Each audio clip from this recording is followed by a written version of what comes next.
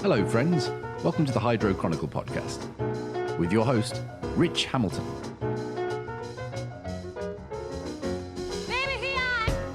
Welcome to this episode of the Hydro Chronicle podcast. On today's show, I was speaking with Mara Miller, or more commonly known as the Bag Lady. She's a representative and the owner of Absent EU. Introducing the awesome and fantastic, if not slightly crazy, Mara Miller. Hi, Rich. Hey, how's it going? AKA the Bag Lady. Yeah.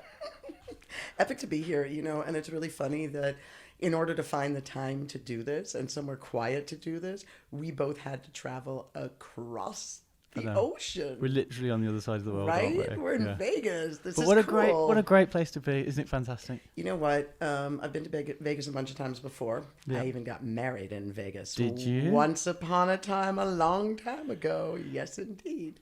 And it's a love-hate relationship with a place like this because on the one side, it's just, there's so much. You can do whatever, anything you need is right in front of you. Yeah.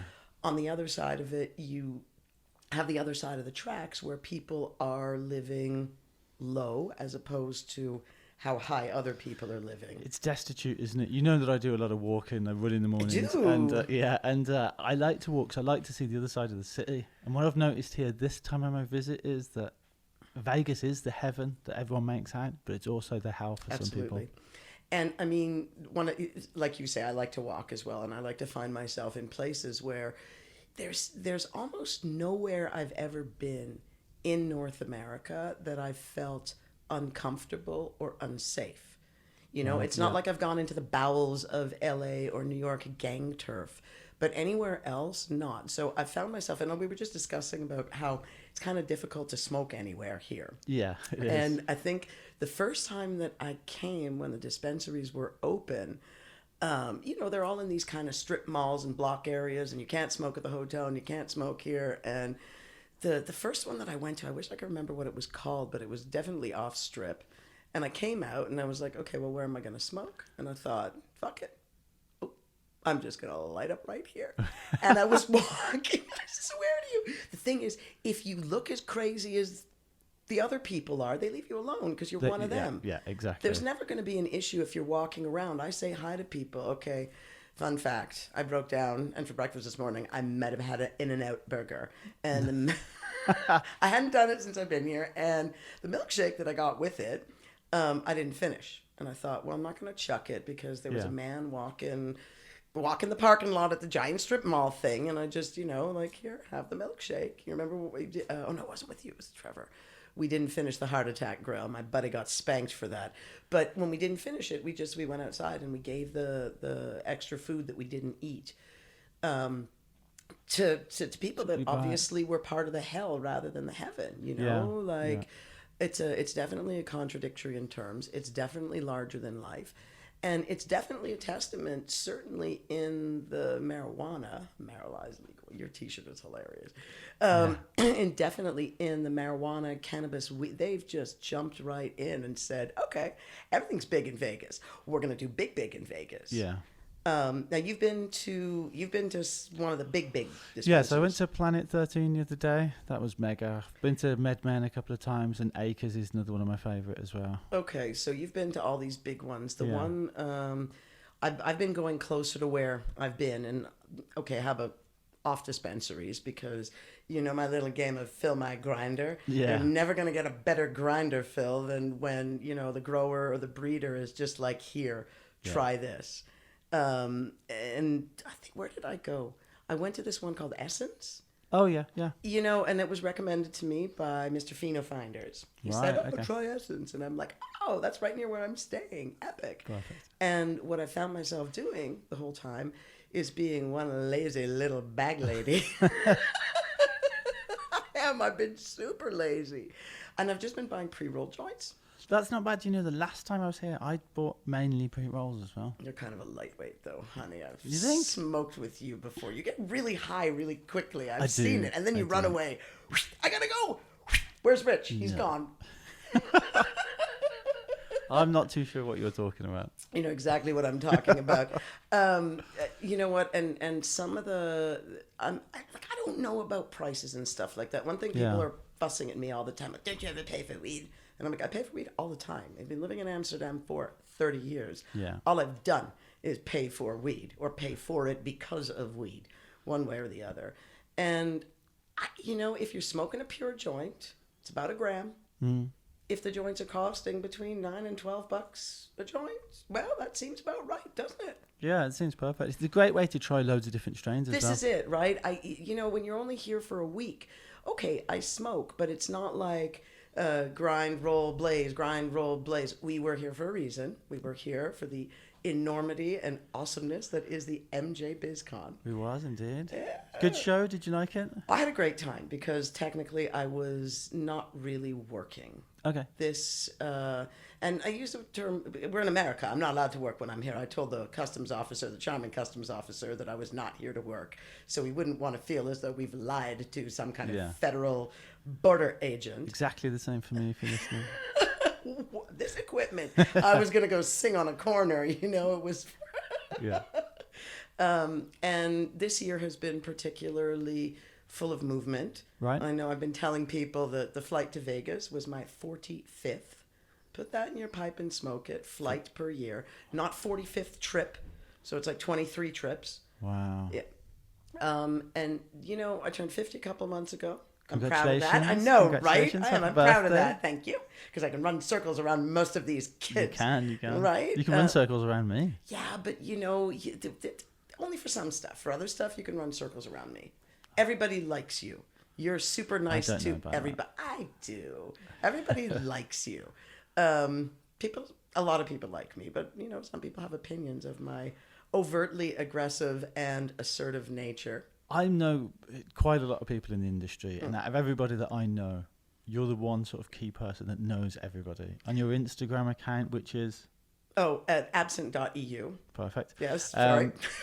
It's just a plethora of who's who in the hydroponics world, and that's on both sides of the ground. So that's on the legal side, and that's on the darker side. But it's not just in one country or one continent. It's literally around the world. It's crazy.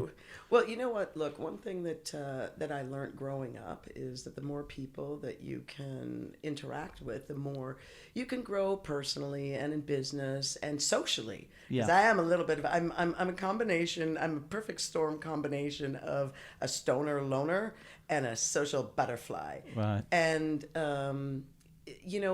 I started. Because I want to talk about a little bit about the industry. So there's definitely a bunch of sides to the industry, and things have changed over the years. Yeah. You talk a lot about the hydroponic side because that's your world. Yeah. That's where you've made your most impact and had the most impact made. Yeah. There's also the head/paraphernalia side, which I'm going to put in all the things that you don't need to grow, plus seeds, because you need the seeds to grow. Yeah. Right? But for some reason, they don't fall under the hydroponic or the growing side. They fall under the... and in America, the word paraphernalia is a dirty word. Like, you can't say that.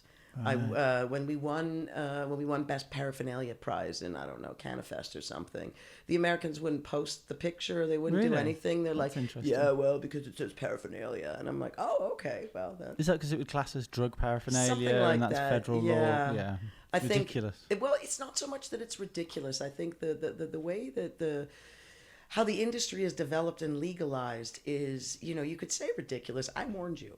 I'm not impressed easily or by anything or much, but when I came to MJ BizCon for the first time last year, you're okay with me cursing on this, of course right? I am. Oh, goody. Because you know what they say about people who swear a lot, they're fucking smart. But when I walked into the building last year, the first time, like into the convention hall, and I looked around at what was going on, and I saw these ginormous machines and industry and what was popping up. I mean, I don't want to say my jaw hit the ground, but I was just like, holy fucking shit. Yeah.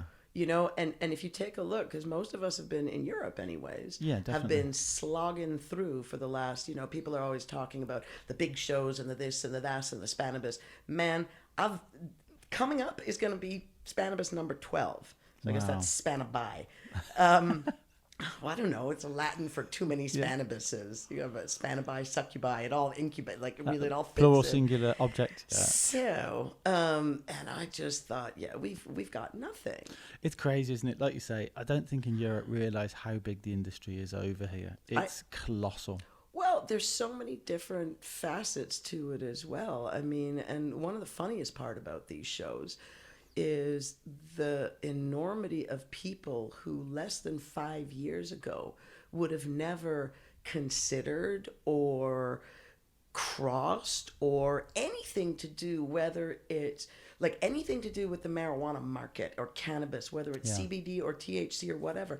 It was totally out of the scope of their it was just out of the remit, wasn't it? It wouldn't even exist. be on their radar. It wasn't there. I mean, that there were these giant machines being used for all the other industries in the food world, in the packaging world, in the insurance world, now they're all storming the weed world because it's the green rush. Yeah, it is. Yeah. And it is a bit of a rush when you walk through and you think, holy smokes, look what's going on here. And it's still the wild, wild west. Take Canada, for example. And I can, because I grew up there and I am Canadian. Even though I sound like I'm not Canadian, I'm super Canadian. I'm sorry about everything. A. And I hadn't been back home in a few years. I went back this past summer in June, and I saw legal cannabis for the first time in, like, recreational. For the first time in my life, I walked into a retail outlet. They're not called dispensaries in Canada. Right, They're called retail outlets, retail shops, And I was with my sister, who I might point out is super straight. Right. She don't smoke. Her husband don't. Like, they're really not so much against it, but they're against anything that's illegal. Funny enough, they're really straight people. So not legal, but it's legal now. I took my sister into one, and she flipped. Really? I don't know what she was expecting. I think she was expecting some dude called, like, Dirty Stu sitting in the corner hair, with like someone like Shaggy out of This Scooby-Doo. is it, like in a dirty kind of place, in a shady transaction with, the window going up and what you have, mate? Something really shady. But she's like, holy cow, it looks like an Apple store. Yeah, they do. They're really. And I looked at her and I said, what do you think, honey? This is legal drug dealing. That's all this is. Yeah. It really is. And you can say what you want, but anything that alters your brain chemistry is a drug. And I know growing up, when I got weed from somebody, he was my drug dealer. And I know when I worked at a coffee shop in Amsterdam, we weren't bud tenders. We were dealers. You were weighing up weed and giving it to people. That's just what was going on. And now there's this enormity of, and there's still apparently the black market is surpassing the underground from a personal note. So everything that I smoked in Canada, and this is back around, it is coming back around to what we were talking about in Vegas. Okay. It is. One of the things about going into these retail locations is I wasn't buying pots or eighths or whatever. I wanted to buy joints because I wanted to try as many different things as possible. And I mean, in Canada, a retail location can only be supplied from, in Ontario, that's a province, the Ontario Cannabis Board, the OCB. I thought that was really funny. And the OCB only gets their product from LPs, licensed producers. Wow. So what winds up happening is in all three of the legal retail outlets in Ottawa, which, by the way, is the capital of Canada, for those of you that don't know. I didn't know. No. They were allocated 3 retail licenses. And, people were... The one guy, I spent a whole bunch of time talking to one of them. He was an accountant. He was a money guy. He did not come from the weed world. He was a smoker. But anyways, the point is all of these shops are selling the same product because they can only be supplied from the same LPs, place. That's it. And the comment that I would make on all this was, so how was it? Well, I wasn't buying or smoking any of the top shelf stuff because it wasn't being sold in single units or in in joints. And the comment would be all of it was clean, for sure. The weed tasted clean, but then you use the word taste. All right, now I got to get ready to shoot myself in the face because I'm going to use a word that I don't like.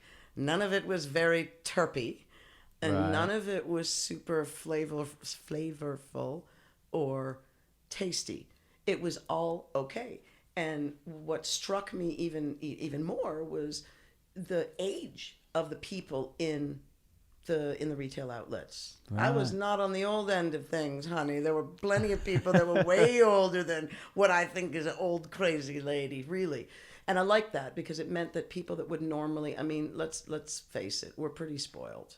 We're so dialed into the underground market in the UK and really all over the place. I say the UK because that's where you're from and that's where Yeah. I've been spending most of my time. We're super switched into this super underground access, but if you're not, and most people over college age are not, where are you going to go? You're not. You're gonna, via maybe. But so that was really encouraging. It was nice to see that there's obviously a much bigger demographic that does or would be using cannabis recreationally or therapeutically.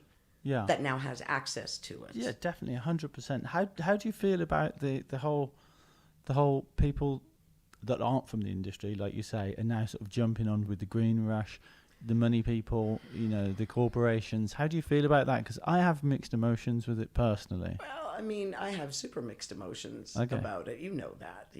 Like on the one side, you got to support entrepreneurs and you have to support new ideas and the Americans always take things and run very far with it. They do. Yeah. They grab the bull by the horns and they go, yeah, we're gonna go. We don't care if it's all 100% this or whatever. There is too much.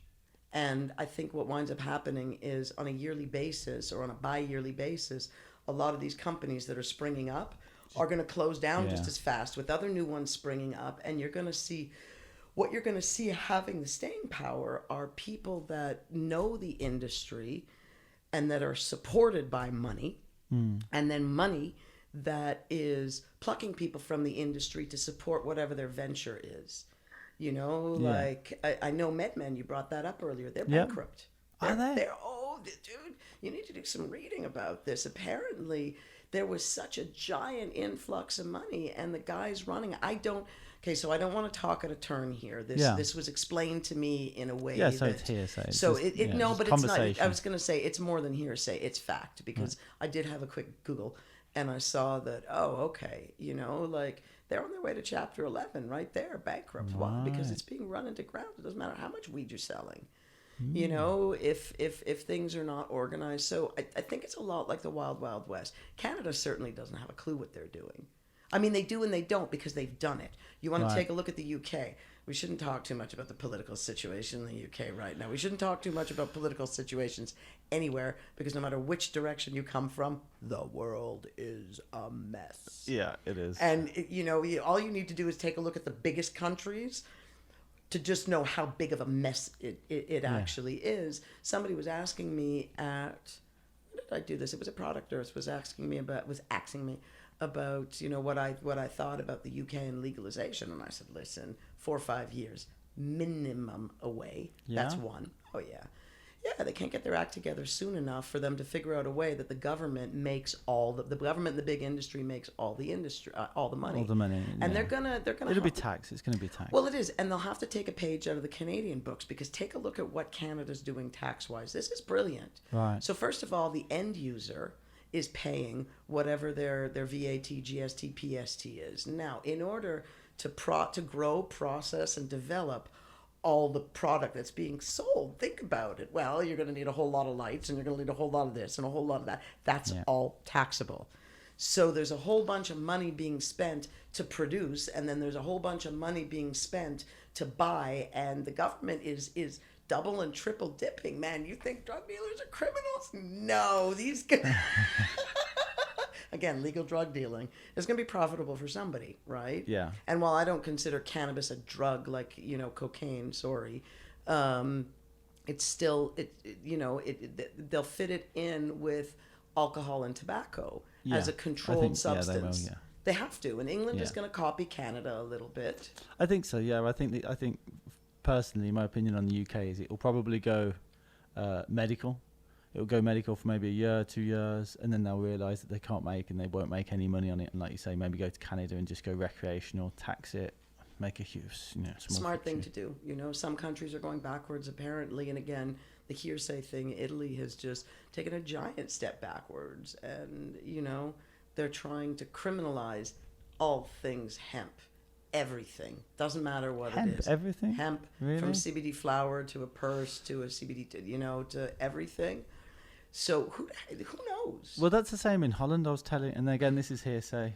I'm not from Holland, obviously. Well, I've been living there for 30 years. 30 years. So you'll know that somebody was saying that they've shut down on everything now. So even the transportation and the logistics of moving anything to do with hydroponics, or could be presumed as growing, i.e. lights, that a lot of carriers won't even move it. Well, a lot of companies a lot of the big wholesalers have been shut down or been told to shut down or have been threatened that they're going to get shut down. And they've just, the Dutch are very practical and pragmatic. Yeah. And they just move their operations to Germany or Belgium and, where they can just fill across around. the border. Yeah, just across the border. I mean, Luxembourg is on the brink of decriminalizing and legalizing everything. So there's enough options. Holland's always been a strange country for the rules and regulations surrounding the industry. And considering that it is still, a lot of people hate on Amsterdam. I mean, I've been living there too long. I love Amsterdam. Okay, but the thing is, I was going to say, people hate on it, right? Yeah. And I've got my own bone to pick with it, but that's just because I'm stale in Amsterdam. It's still the only place on the planet where anyone, regardless of who they are, over 18, can walk into a coffee shop and say, "Hello, good sir, may I purchase a gram of your finest cannabis?" Order, and I'll say this for the UK crew, a hot chocomel with whipped cream. And sit down, skin up, and smoke up without being persecuted, prosecuted, or paranoid, because it is allowed. There's no other place on the planet now that allows that. You can say Spain, arguably. Yeah. And what Spain is doing is they're taking their Cannabis Association rules. We're going to put those in little quotes because some of them, non-profit my ass, boys. Come on now. That's an awfully nice car you're driving. Yeah, some of them drive very, very nice cars. I was like, is the association paying for that? Is it non-profit? Is it a non-profit Porsche? That's interesting. So how does it work in Amsterdam with the legality around the coffee shops? Dude. Is it a nightmare? You'd need to speak. They turn a blind eye. It's not about turning a blind eye. I mean, you'd need to speak to somebody like Yoa from the Greenhouse. Yeah. Because he's really switched in politically and with all the rules. Look, back in the day when I worked in a coffee shop, and this was like a bazillion years ago, and by Right. bazillion I mean nearly 25 years ago, apparently when it came to filing taxes, there was never a box for, your weed tax. Because Right. weed is by the letter of the law not allowed. So it was like other income tax, right? Right, I'm with you. It was that kind of thing. And I know in Amsterdam they've done their absolute utmost to close down as many shops as they could, and there's rules about how close to schools, and there's rules about there's all kinds of crazy convoluted things, which is really a step backwards. Right. And then some of these coffee shops operate. Take a look at the Prix-d'Ami. That place is massive. It's like a 5-story building. That's really. The guys have a license to print money out of that place. Take a look at somebody like The Plug. Jack's always busy. And they're opening a second spot. I don't know where, but Jack's killing it. I heard he's in Hollywood at the moment. He's in Hollywood and Oklahoma. Right. Yeah, or Oklahoma is the next one that's opening, and there's a new one coming in Amsterdam in the middle of February. So I guess Mr. Mister has been busy. Big up Jack at the Plug. Always big up the Plug and the boys there. They're good lads. Like they really are, and essentially. Like they've been coming to Amsterdam forever, and it was always their dream. Man, what if we could ever own a coffee shop, trapping made legal? And they did. So again, there's ways around all the rules. My main thing that I'll always say to people is don't get greedy, no matter what your industry, and especially this one. No, the look on your face says it all. And I mean, the UK community is a testament to that statement. The greedier that you get and the more money motivated that you are. For some people in this new green rush, these big companies that are coming in with millions, and then they're getting all these not hedge funds but funds together where they're investing millions and billions, and there is the billions and billions. The thing is where You know, where does it all fit in for everybody else? So Amsterdam is awesome. It is. Yeah. It's great that you can still do that. But do I see things growing or changing? Nah, man. They're going. Is it just a legal war with them in Amsterdam, or do they kind of turn a blind eye because they pay so many taxes, or is it a bit of both? You think they pay? I don't think they pay quite as many taxes as they'd have you believe. You cannot, But who knows? Again, I'm not sure anymore. I know back in the day when I was 25 years ago, they didn't have these fancy, you'd weigh your stuff up and it would all go through a system of this is how much it weighs, this is what it could, like really there's big systems involved with that. So, there's just so many levels to all of this. Yeah, there is. How do you see a big difference here in America as opposed to Europe? Wow, things are allowed here. That is the one thing that it's allowed. See, that's what I like with the semi-legalization here in Vegas. I like the fact that you can go to a dispensary and you know that the product is going to be clean. So I'm a huge believer that black market in this industry of cannabis, that the black market does drive the other markets. Yep. But if I had the choice, I would much rather have a clean weed. Well, you know what, and that brings up a really fair point about what I was saying about Canada, right? Yeah. Like everything was clean, and if you're going to be smoking, if you're going to be combusting as opposed to vaping or dabbing, right? I think how a plant is grown and taken care of, particularly in the end phases of their lives, is important. Yeah, it's super important. And, I don't care to think over, I used to smoke cigarettes, but I don't care to think about all the crap that I've sucked into my lungs over the years. Oof. So, when I was in Canada, I was there for the Lift Expo in June. Oh, yeah. And so I was at home visiting my sister first, and then went to the Lift Expo, and I was super excited because the first person I saw was Remo, and I was like, oh my God, honey, fill my grinder so I can smoke something rock and roll right. And he was like, hey Mara, it's my stoner sis, how you doing? No, I got some zombie kush for you right here, grown with Remo nutrients. Bring it on, Remo. That's a pretty good impression, to be honest with you. That's a pretty good impression. Yeah. He's a cool guy. You know what? I think that one of the things I can definitely touch on is the coolest people in the industry are often the growers and the breeders. Yeah. I'm asked constantly, what's your favorite weed? What's the best of the best of the best? Okay, first of all, there is no best of the best of the best. It doesn't matter how many cups you throw and how many blah, blah, blah. You can't pick one better than the other. Yeah. Because taste is really subjective. Now, there's people that go for that gassy Skittles phenomenon, all the stuff that, the Skittles and the gelato and all this Cali gassy stuff. You give me a choice, I'm going with something orange like marmalade from Lady Sativa all damn day long. Even better if I get to harass Ja for a nugget and he actually gives me part of his head stash, not some dirty grown thing by some fanboy. He does that sometimes. But it's all subjective. If I have to, I've done a couple of guest judging of cups, and first of all, trying to get through 25 samples is ridiculous. Yeah. But I will always pick the orangey stuff rather than the gassy stuff. Which is preference, isn't it? When people ask for that, it's kind of like meal. You wouldn't really have a steak for breakfast. Vegas you would with eggs for $8.99. Yeah. Okay. Apart from the fact that I had steak and eggs the other day for breakfast, but that was a special occasion because I was in Vegas. I was jet lagged. To me, it was 7:30 on the evening. Jet lagged since you walked off the plane, honey. It's been like 6 days now. I know. Really. I'm just going to get the perfect night's sleep on the last night before I go home, and then I'll be jet lagged the other way around all the way home. For me, it's way worse going back. Yeah. Way worse. When I come over here, I'm just like, okay. Remember Men in Black when they started talking about their days being, or their weeks being so many more hours? I'm just like, okay, well, I'm on Men in Black time. So instead of a 24-hour day, I've got a 33-hour day. Yeah. And I just go with it because there's no time for jet lag. No. What were we talking about? We were talking about tasty stuff. And I'm not high right now You see, I'm making more sense, right? Yeah, You told me. yeah, I was a yeah. babbling idiot yesterday. Was I really? I didn't say that. What I did didn't you say say? that. You I said didn't if say you're that. as high as you were yesterday, we're not I was only joking. You know that, Mara. Every time I saw you yesterday, Mara, the first thing that came out of your mouth before you even said hello I'm was, so fucking baked. "I'm so fucking high." Just holding onto my arm like, Rich, don't let me go. I'm so high. No, it wasn't that bad. Come on. No, it wasn't. It wasn't. But I did because, again, back to I was not here to work. Anytime that I've been to shows in North America, it's been their booth.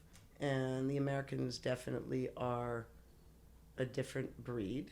They are definitely 100%. They do things very differently. It's much more like I would never have videos running at my booth of showing all these other brands of bags not passing this independent dog test while we do. I don't like that kind of, I'm saying it. Yeah, right. I can understand that. But yeah. I don't actually like that. I don't like some of the pushy marketing. I don't like talking to people or overselling something to a person that doesn't actually need what it is you're selling. Yeah. I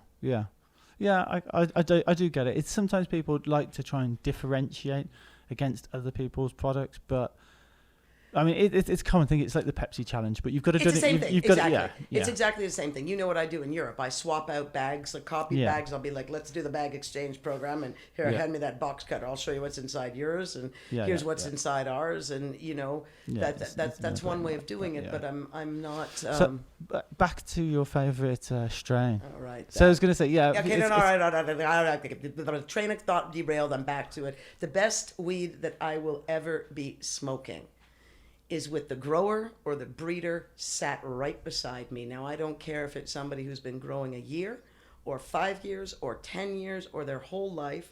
I'm interested in the person that's growing because personally I look at a plant and it falls over and dies. So we don't want me. Really? Absolutely.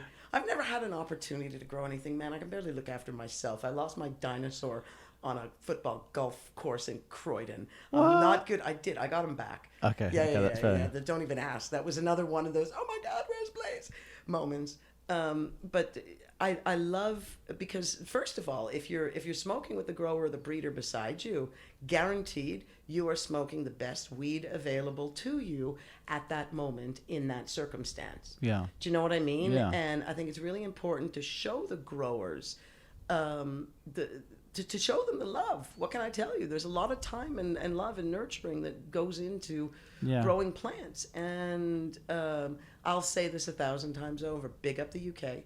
Because undeniably, really epic, excellent growers in the UK.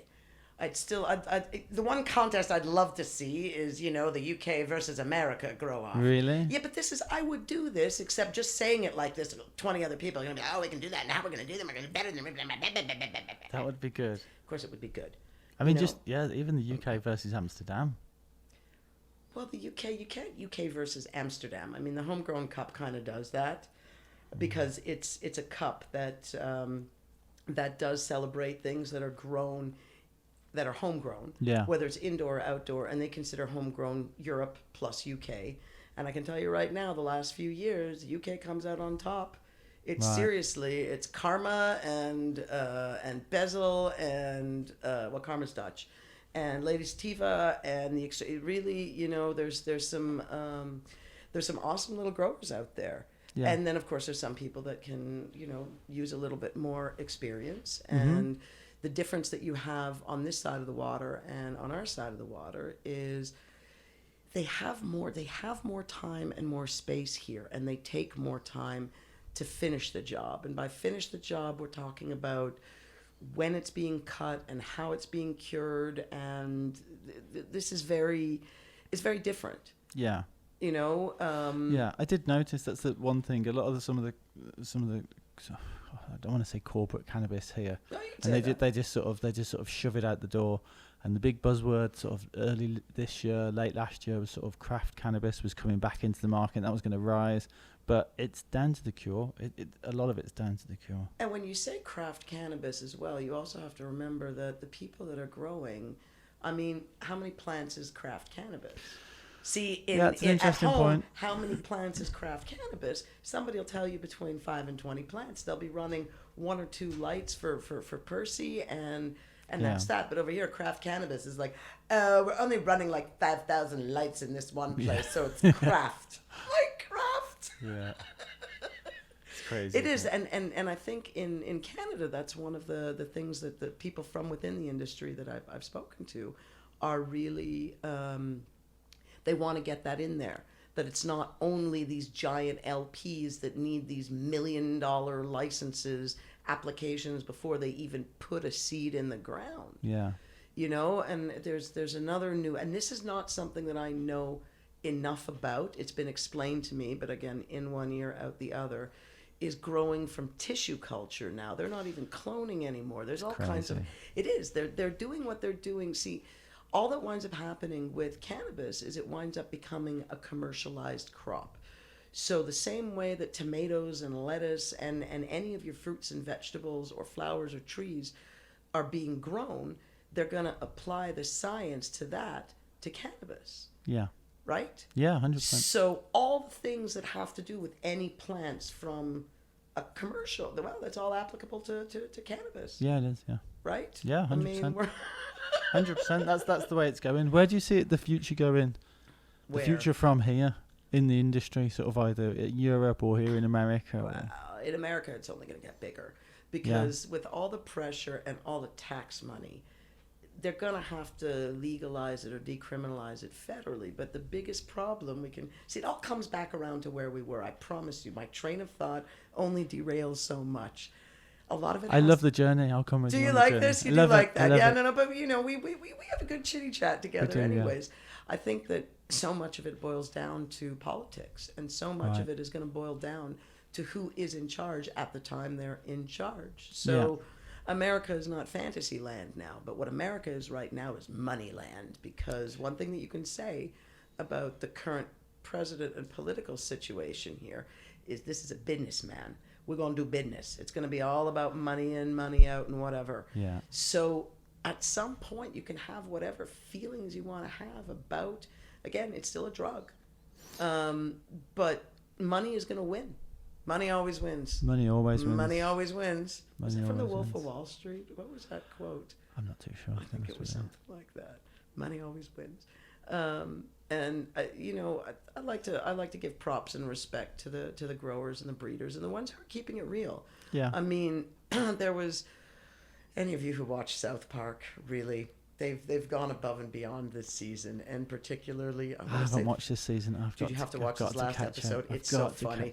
You do, because they're weighing in heavily on this Tegrity Farm stuff. Okay. But in the last one, you can't just.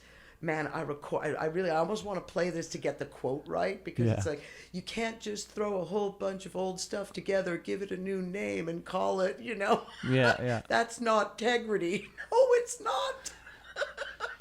That sounds like every new product in the hydroponics market for the last 2 years. I mean, at the end of the day, there's only so many things that you need to grow a plant. Yeah. You need some kind of light source, you need some kind of growing medium, and you need water. Yeah. And that's it. Those 3 things. One of the best weeds that I smoked this weekend was actually, I did this. I really wish you had gotten a chance to meet Jay from Uptown Grow Lab. You'd love this guy. You really would. The two of you have got much in common, in the love and the passion for the plant and the industry. Yeah. And I really think you guys. That's the one thing. If there's one regret about this weekend, honey, is that I wasn't able to hook the two of you up. Where is he from? Is he from the He's States? American. No, Right, yeah, okay. he's American. He's originally from New York, but now he's in Washington State, I Right. believe. But we'll check it. I'll show you to check out the Okay. book. Like, Yeah, he's also a that's fine. writer, so Okay, it's awesome. all a whole bunch of stuff. But we went live on his channel. Yeah. During the MJ BizCon. We were outside, and I was gifted by this chick grower, and I love other chick growers. Not that I'm a chick grower, but I love chick growers because they're nurturing. Yeah. But she gave me a beautiful craft joint of Ghost Train haze. And I was like, this was some of the nicest. And I'm not a haze fan. Right. Generally, okay. I'm not. when haze first, and in Holland, let me tell you something. If there's one thing the Dutch do well, that's grow haze, because they've grown so fucking much of it over the years. Can't screw it up. Yeah. But this was just a beauty. You could taste the love and attention that this was grown with. And I was like, epic. And we smoked that during the pie. And Jay was like, here, give me that back. I'm like, get the fucking hands off my... And then he took a drag off it. And he mutilated my joint, man. Don't mutilate my joint. It was all like squooshed. I'm like, don't touch that. Next time I'll hold it. You suck. That's it. Okay. Okay, this for you UK audience. You have to have somebody go, did she just say, Yeah. And what was that again? Ghost Train. Ghost Train Haze. Right. Okay. Yeah. I'm not sure. I'm not sure who the breeder. I want to say that that's a European. That's got to be a European It's strain. not one I've heard of. But it's. Oh no, I have. It's beautiful. It's older. Right. Was beautiful. And then the guys from, where were they from? Is it possible that it was Leap Valley Farms? Oh, they were such little love bunnies. They Really? gave me a nug of. They were so sweet. They gave me a nug of, what was it? Oh, it was epic. Really? It was another one of those epic grinder fills. And when I'm in America, I'm not fussing at people to fill my grinder, and certainly not at MJ BizCon, because where everybody's grinder is being filled this weekend is where we're not, which is up at the Emerald Cup. Right. We're not. I did want to go, but after so many trips this year... it's 45. That's incredible. Well, 45 flights, so 23 yeah, trips. And I mean... There's only... Yeah, that's crazy. There's only 52 weeks in a year. I know. Believe me, I know. And in between, I do all my own invoicing. I do all my own shipping. I do all my own social media. I do all the emails. I receive everything. Like, really, it's a lot. It's a lot. And I was just thinking, man, I cannot go back-to-back weekends for another big show, especially because, again, the American team is very different.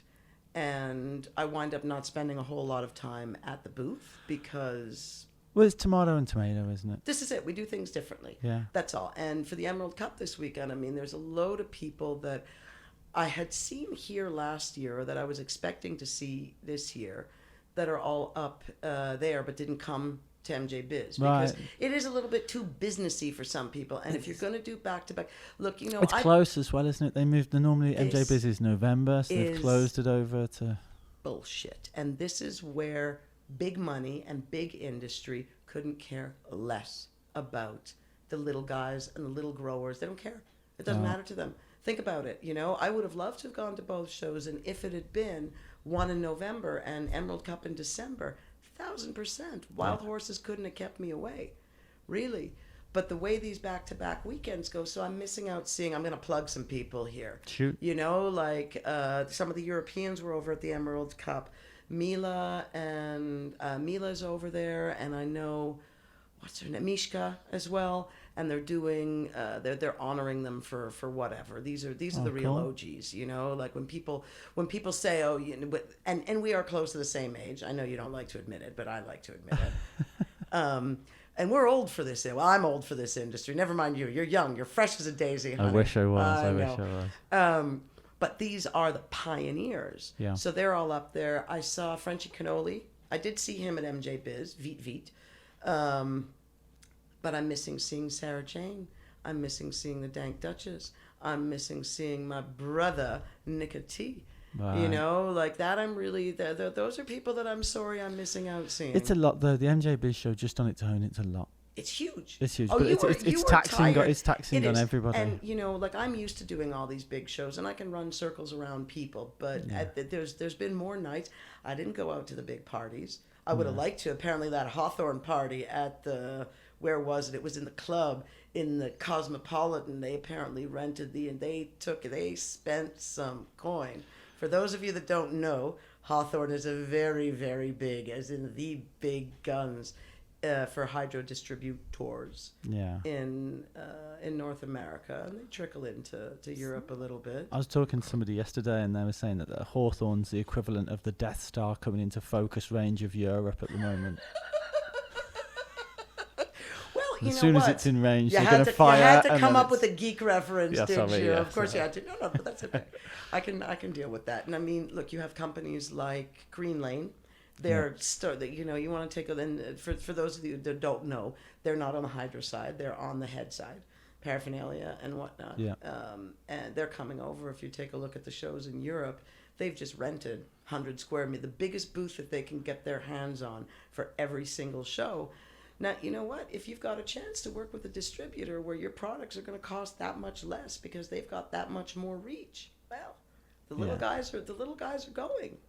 Yeah, the small's getting smaller and the big is getting bigger. That's it. I had a conversation with someone on the podcast before, and it seems like some of the big corporations are sort of not bullying other people out, they're just deterring smaller people coming in. If you've got a product or an idea or a design, they sort of make it a lot harder for you to get into the industry. Well, it's a case of not what you know, but who you know. Yeah. In a lot of ways. I mean, I take a look at what I did with Absinthe, since I know you do want to talk about this a little bit. Oh, all right then. But that's exactly that's touching on a really fair point. I mean, in 2015, I was helping out some friends. They were attending the High Times Cup in Denver, and I went over to give them a hand. And while I was over there, I stumbled across Absinthe, and I flipped.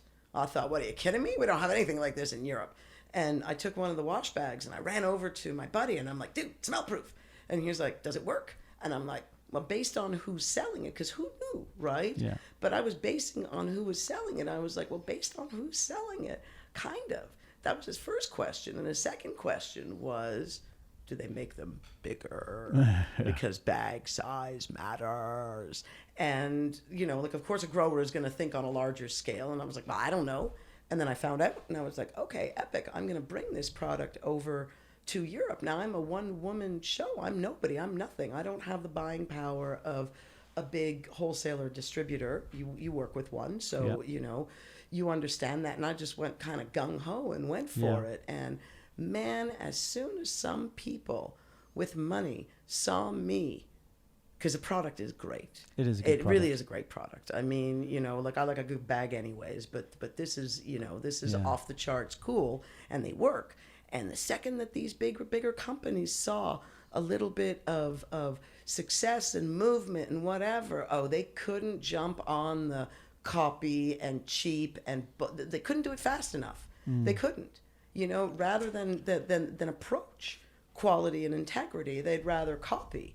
And even with all my connections and all the people that I know, and it's frustrating. And it must be frustrating because you've blazed the trail Yep. for those small Yep. proof bags in Yep. Europe, Yep. in pretty much all of Europe. That whole Yep. section, UK, That's it, Norway, that's me. the whole thing was Norway. you. Oh Why yeah. Norway? We don't really have much business in Norway. Were you just having thoughts? Were you having Viking thoughts there? A little bit, yeah, a little bit. But you're right.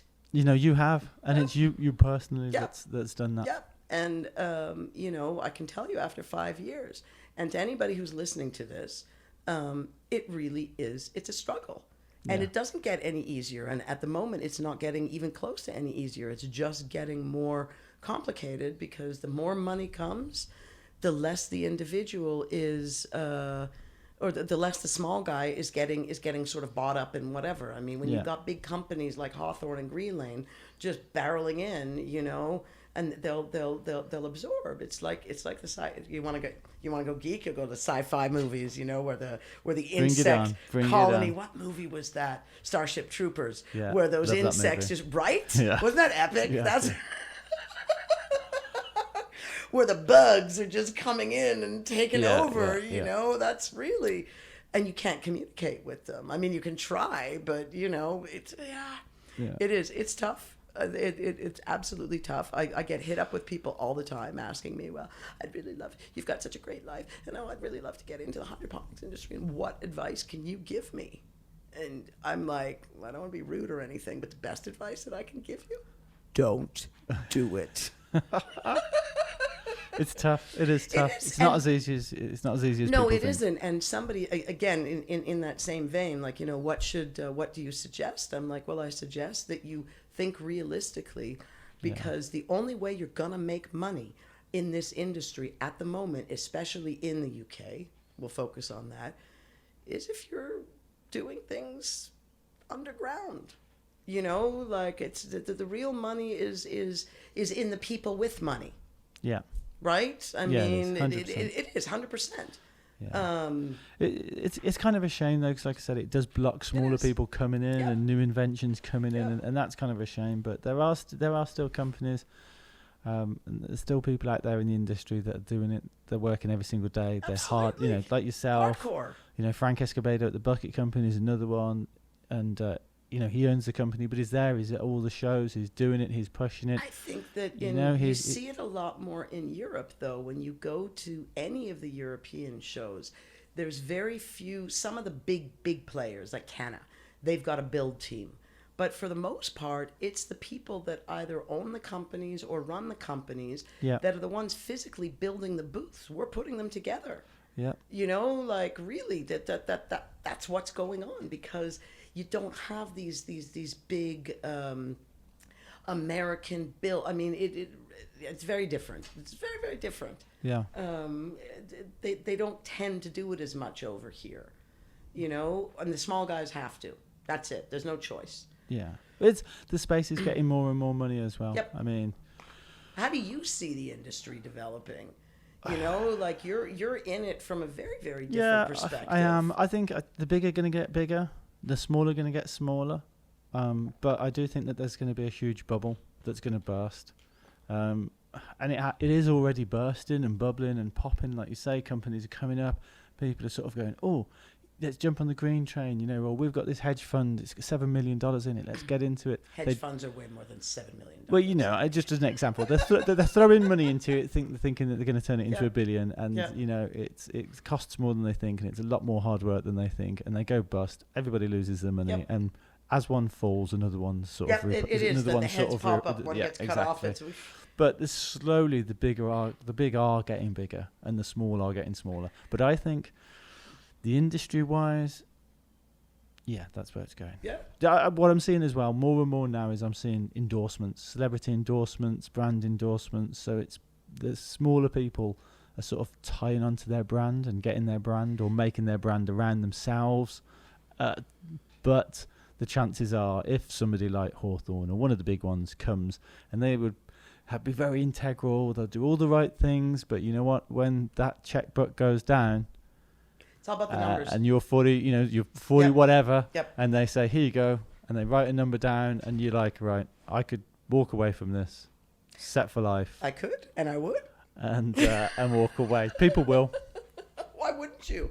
Yeah. You know, like really. And I mean, look, from there's so many different levels to the industry and the business, you know. Choose wisely. Yeah. That's it. Choose wisely. Choose the people wisely. Choose your ideas wisely with what you're going to do and how you're going to do it. Have a plan. Yeah. Really. Have a plan. Yeah. My advice, if I was going to give any advice, would be have a plan and be yourself.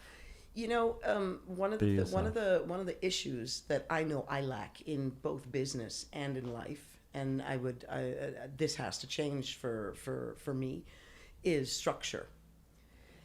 I think that a lot of people fly by the seat of their pants, and we live in a world nowadays where everything moves so fast. Yeah. You blink, and all of a sudden, holy crap, how did that happen? You know, and when you build a business, or when you're building a business or a brand or whatever, you have to watch that shooting up really fast and hard, because things topple over. When you build something with a stable, you know, like there's that, and then the structure, where you sit down and you actually have a daily plan and a weekly plan and a monthly plan, and somebody who's planning all the plans. That's something that you have to have. Yeah, 100%. You've got to have that infrastructure. That's the one thing I see in Europe a lot more than I see here in America. I do see it here in America, but it's to the extremity, and that is ego. And people, the ego gets above their business. Really? In the UK market, you don't say. Yeah. You know, and it's... Pardon me while I choke up a hairball here. No, but it is, and the egos here are also extreme. Yeah. It just, the growers You are have like super egos here, though, don't you? You have a smaller do. percentage, but those ones that do have an ego are just, geez. There's different types of, this is something that I was touching on. We're talking about different types of entrepreneurs this weekend. And I think that in order to be an entrepreneur, I mean, really a driving force behind a company, like setting up a company, is, not only do you have to be a super alpha. I'm only an alpha. Right. I'm just a simple little alpha. I'm not a super alpha. And a sociopath. You do. You have got to have sociopathic tendencies to be able to do that, and to be able to build a business, and to be able to, jump off the edge and take the risks. And I think with these types of personalities, you're bound to have monster egos following in, and like I have a good laugh with some of the extractors and the growers. They're like they're the lead guitar players of the cannabis world. Like how many lead guitars does it take to change a light bulb? It's like, well, 15, 1 to do it, and 14 to say how much better they could have done it, and differently they could have done it. That's what it is, and they're super. But on the other side of it, the ones that are the best growers are the ones without the egos. I'm touching on the growers because that's where I see they're the ones without the egos, are the ones that are the growers and the breeders that are willing to take 5 minutes and talk to anybody. Yeah. Really, Franco was like that. Shanti Baba, like from Mr. Nice, the creator of White Widow, will talk to anybody. Matt, great gardener, the UK crew, that they will karma. They'll sit down and they'll talk to people because it's the love of the plant, not the love of what the plant brings them. And therein lies the difference. They may not be the wealthiest, but they'll certainly be the wealthiest in terms of everything that has nothing to do with money, right? Yeah, 100%. Fair? And that's 100%. And I think that separates people. There are a lot of companies, and even and I'm nobody, but even in my small position that I'm in. You're totally somebody, honey. No. You are. Even in the small position that I'm in, there's certain people that just, they sort of hide behind secretaries and this person and that person, and it's... Well, some of them aren't very good socially, and good on them for accepting, for fixing that. And some of them think they're so much better than people that they don't have to be. Those ones are the those problems. are the ones I was touching upon. Oh, were you? Really? Yeah. Should we name names? No. No. You never let me have any fun, honey. I mean, nobody Mara's ever just lets pulled me out have a piece any of paper fun. and it's rolled across the room. It's a small piece of paper. There's 6 names on it. Okay, it's a 7. small piece of paper.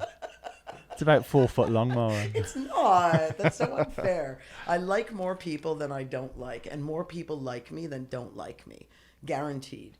Like I get grief. You're 100% honest, Mara. That's what it is. It's a You don't pull punches, No. and you don't suffer falls lightly. And No. I've got a huge amount of respect for And I you and appreciate for that. people like you, because I know exactly where I stand, Yep. and hopefully you know exactly where I stand as well. You know what? Look, you're one of the people that, we've known each other for a few years now. We've been crossing paths for longer than we've known each other, and that has been the case with me in general.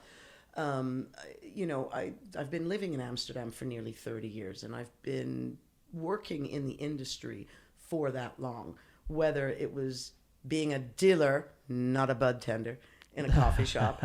I used to bake space cake, not edibles. And I'll tell you what, the way we used to do it, it was dirty. The way I used to do it is I would just take the weed, I would put it into literally a coffee grinder, right? I would take the hash, I would whack it in the oven and crumble it all up and just toss in the fucking cake batter. Bam, done. Bob's your uncle. Fresh space cake, 45 minutes. Who wants a slice? Done. Nowadays, I have to say, big up the edible market in the UK. I want to thank you for the last couple of years of really good night's sleeps, which and a couple of super paranoid moments. Yeah.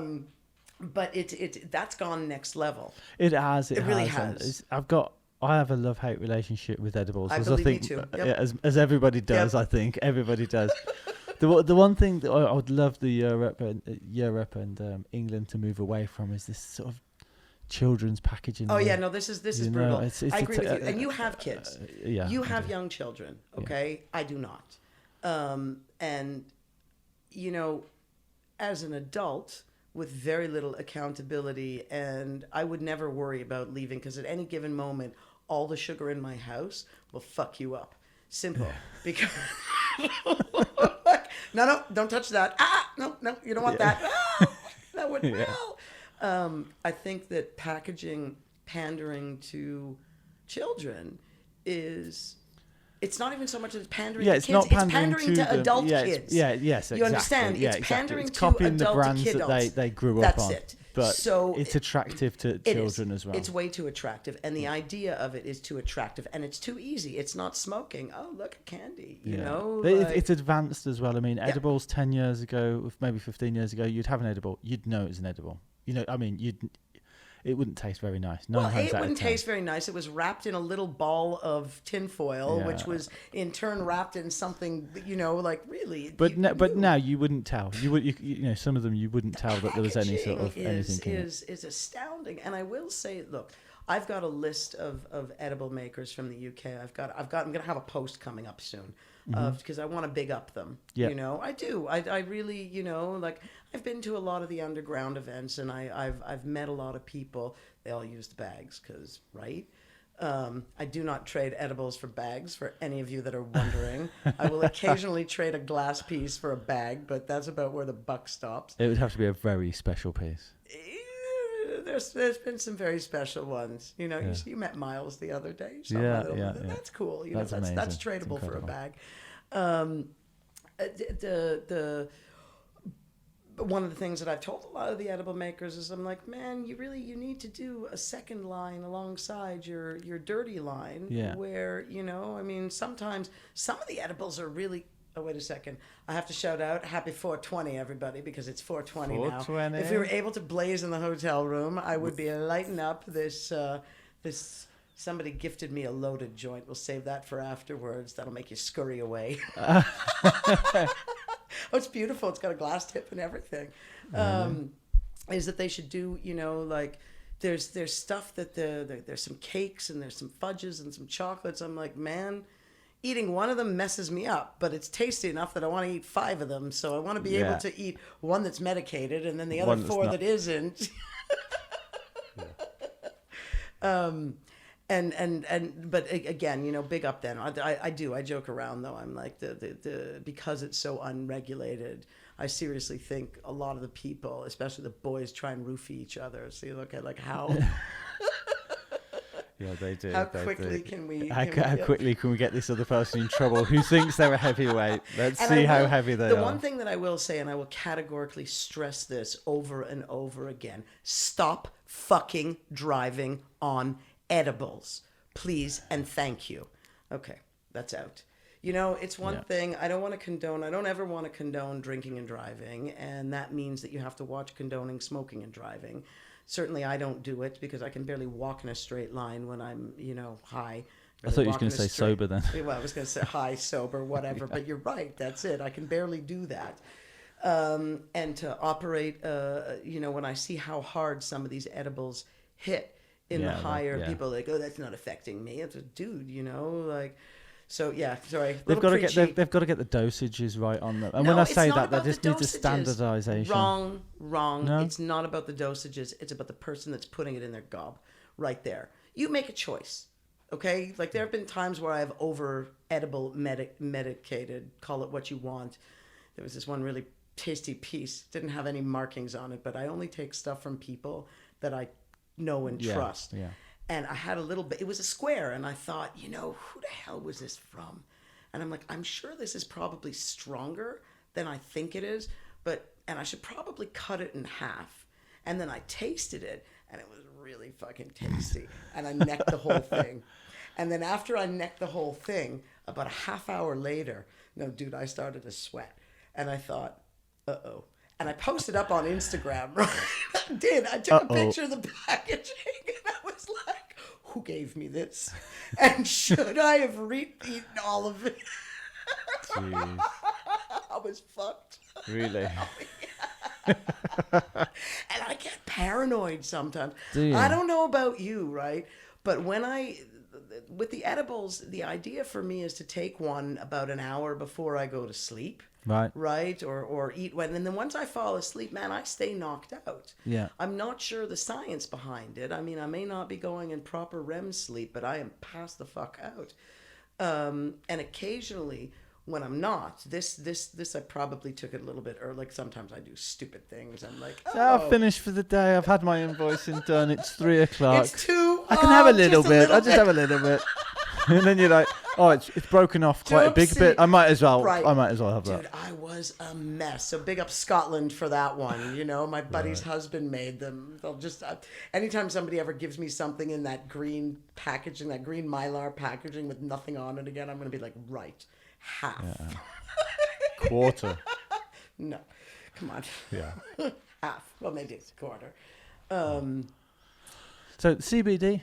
I've got to touch on the market please because really. Okay, so here's the thing, right? Go on. Okay, no, you can. Look, there is unquestionable scientific proof, I guess.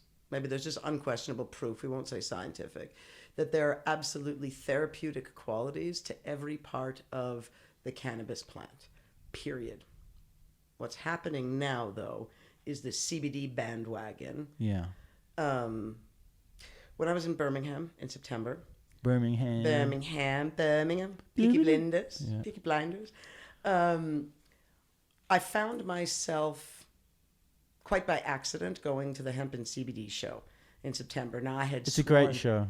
I had sworn. You're not allowed to say anything bad against it. Let me it's a great show. I'm not going to say anything bad, but you kicked this fucking door open. Right. You did. You said I had to touch on this. True. So you know what I mean? You're going to have to take a lump here. here. I'll take it. Now, one of the organizers, Tommy, I had told him black and blue for the last years and whatever. Now we've come to common ground that I wasn't going to come to his dirty little money grab show. Simple. You'd never catch me dead at a CBD show and blah, blah, blah. Nobody's going to buy the bags because guess what? CBD flower doesn't fucking smell. You know why? Because it's hemp. Okay. Anywho, so a friend of mine needed some help. He has a CBD company. I could plug him or not plug him. Yeah, you can plug Pure him. Vita CBD. Yeah. Antoine is a good friend friend I met him. He's an awesome guy. Antoine's awesome great, guy. you know, really. Antoine, I've known him for a really long time and I've watched him develop his company and, you know, he was meant to have some help that weekend, but he didn't. And he's French. So he's like, Mara, listen, do you maybe want to come to Birmingham with me? Can you say that in French? Mara, tu veux, s'il te plaît, venir à Birmingham avec moi? Nice. You like that, do you? I do. I speak French is my second language. I did all my school in French, so I speak it pretty good. Pretty well. Pretty good. I keep turning around because I'm checking out the sunset. You know, I like the Vegas sunrises and sunsets. Anyways, and I said, I had nothing to do that weekend, and I thought, well, fuck it, I'll just get on a plane. I fly to Birmingham all the time, right? Yeah. It's a really, I've got good friends there, like yourself, and like Penny and Ozzy, the Red Eyed Jungle. You know what I mean? Yeah. There's some good. There's some There's a the good horse, bunch. Brumpacks. Love the horse. Come on, Brumpacks. the horse and Brumpacks. They're my G's. I've still not met Brumpacks, you know. Dude, yeah, but Brumpacks is kind of an enigma. Right, you know, okay. he really is. He's not somebody that, and when you do meet him, he's really one of the nicest guys. Yeah. I've spoken to him a few times. He's a nice guy. He's a super G. Anyways, so I said to Antoine, I'm like, oh, fuck it. Okay, I'll go. I said, but God, I said, when the organizer sees me, it'd actually be worth having a camera on the situation because you've been refusing for so long. It's not even so much refusing. I just said I won't have anything to do with it. Yeah. He did. The look on his face when he saw me was priceless. He was like, the fuck are you even doing here? I'm like, yeah, go ahead and ask me a question that I could give a proper answer to. So here's the thing.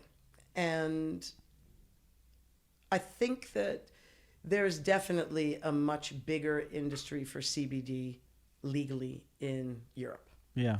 What freaked me out, and I mean really freaked me out, was the number of large, again, it's an industry. It looked a lot more like MJ BizCon than any of the other expos that we go to. Indeed. It was very I did professional. not like seeing these giant booths saying like, you know, white label, whatever. So you could just show up there and go, I want to be the next Kim Kardashian of CBD. Here's a whole bunch of money.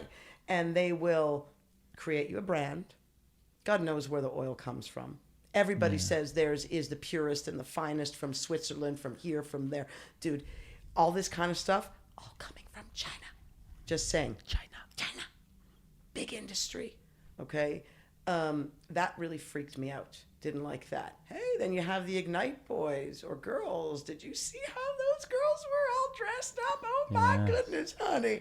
Yes, I'm going to did. need me a little cold shower. I kept on finding myself walking past. Oh, I'll fucking bet you did.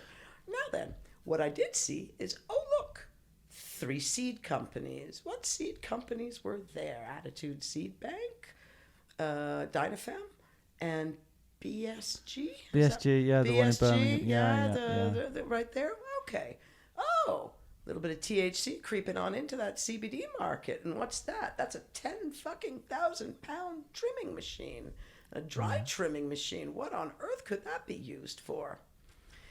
And then we had some activists there. Good friend of mine, Miss Callie Blackwell, who, is... She's been on the podcast. She's also super controversial. She's awesome. She is. She's great. Of course, there's every so often, look, dude, you don't want to get started on the vegans and I'm going to smack. I love Callie. Yeah. I really do.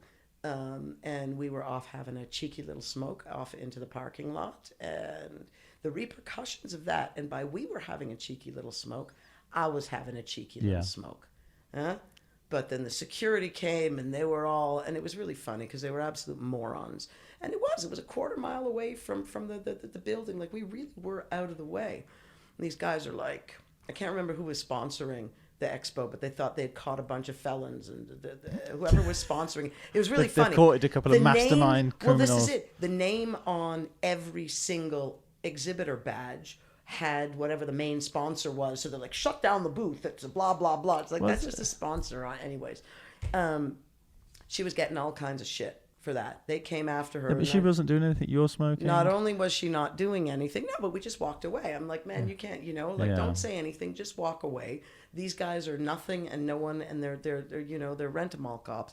Anyhow, the repercussions in the office afterwards, and Tommy wasn't there. It was one of the other guys. This is what pissed me off. It's like, hang on a second. You bring in an activist, all right?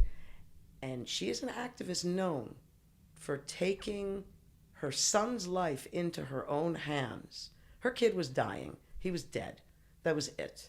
And you know what? To ease the pain at the rest of the for the end of his life. This isn't Dr. Callie Black.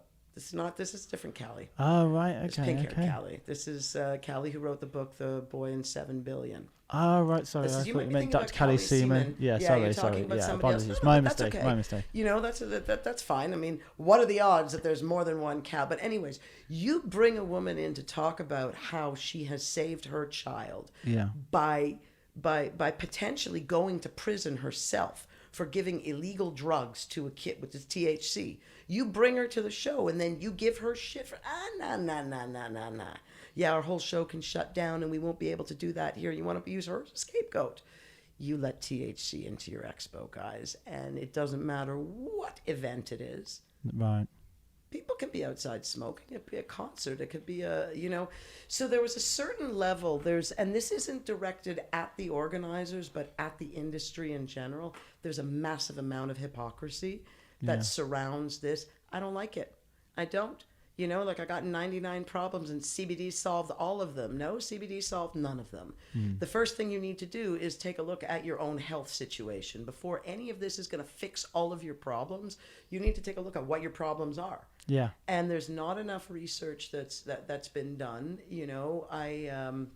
I think it does help. It's just the stuff's just coming from unregulated sources, so you have no idea what's in it. There's no grade to it. It just says sort of CBD on it, and everyone thinks, oh, it's a silver bullet that's going to cure cancer, and it's going to make me sleep better. Somebody and like Callie will tell you that in order for something to work on a serious therapeutic level, you need to have, it's a whole plant. You can't just take part of the plant and say that'll work and that won't work. It has to be some kind of a balance, So I'm not the best person to have the CBD discussion with. I'm really not. And it's interesting to find out your point of view because you're so interwoven with the industry. Yeah. Will I use a CBD bath bomb? Of course. Do I have currently? I'm using some kind of CBD oil from. It's not an oil. It's like a tincture. No. It's like a coconut oil type thing that I'm using, and it's been absolutely great on the sides of the feet and stuff like that. But whether there was CBD in it or not, right? I'm sure it would still be great. Yeah. Does that, Because at least you're taking care of yourself. They say that about... No, I'm not. Well, they say that about veganism when people first turn over to vegan, and they're like, oh, the health benefits. But the long-term health benefits, you just... Obviously, everyone can eat a little bit better. You know, I find myself in Fatburger all the time, or is that where you were? I went to Fatburger to try an Impossible Burger. Oh, so is that like the Wendy's? Not Wendy's, the Burger King Impossible Burger. So there's no meat in it. Is that it? That's right. Yeah. Okay. Yeah, I haven't done that, but again, you can modify anything. Yeah. They can make anything now. If it exists in the real world, they can imitate it. If it's like anything, everything can be imitated, copied, whatever. So I think that we're a long way off. I don't think that I don't like to put CBD in the same category or market as the cannabis THC thing. It's two very different animals. I'm much more confident buying CBD products here from a dispensary. Okay. Than I am from, from the UK. I just, you know what, it would depend on who's... There's a few people where I can think, okay, maybe they're doing it, but until you are putting the damn seed in the ground, growing the plant, cutting it, extracting it, anybody who says or claims my stuff is 100% organic, I don't believe any of it. That to me is all lies. And it might be that the person who is telling the lie believes the lie because they've been told another lie and that person has been told. So it's a trickle down bullshit effect, right? It's a broken telephone bullshit effect. So, I would tell people that, just be aware that it's like anything else. It's like a vitamin or a supplement. It's not something that is going to be replacement therapy for real medicine or real therapeutic. Yeah, but any sort of therapeutic benefit. Yeah. Is that fair? I'm sorry. It's 100% right. I feel exactly the same. It's just, like I said, I'm much more confident here in America buying stuff because I know it's come from direct source. It's not been shipped, so it hasn't been sort of gamma rayed or flushed. Well, you're not sure. I'm not 100% sure, but I just, it's a little bit better. It's a beautiful view. It is a beautiful view, and that's one thing that I've been super lucky with, and I've also asked when I've checked in is you saw the first hotel room as well. Yeah. When you came by and visited our pre-axe throwing little. I did. We went axe throwing. Was that fun? It was so fun. To be honest with you, you were too good. You look like you've done all this shit before. No, it was creepy. I've never done it before. No, but it was wrong, man. The way you were throwing those knives, that was scary. Even the girl there, she's like, he's done this before. Yeah, and I'm like, he claims not. But I'm a boy. I'm always either throwing. Trevor's also a boy. You know, I'm a tomboy. Yeah. There was no getting those. It was knives so good. It was so good. I was so impressed. You with the shovel. You love the shovel head. Every time I filmed you trying to do the shovel head, I know how. And they were like the 3 times that you were trying. I know the 3 times I filmed you, it didn't work, and every other time it was sticking left hand throw, back, shovel head. Weapon of choice for the bag lady. Weapon of choice. Is your head okay though? Because you clipped your head on an axe. Oh yeah, I forgot that. Yeah, no, I'm fine, mate. I get hit in the head all the time. That's the thing. The number of times that I've gotten clocked in the head. No wonder I'm so crazy. There was a show in Spain, Expo Grow, and I was visiting a client, and they had put these giant panels up around the, around the structure.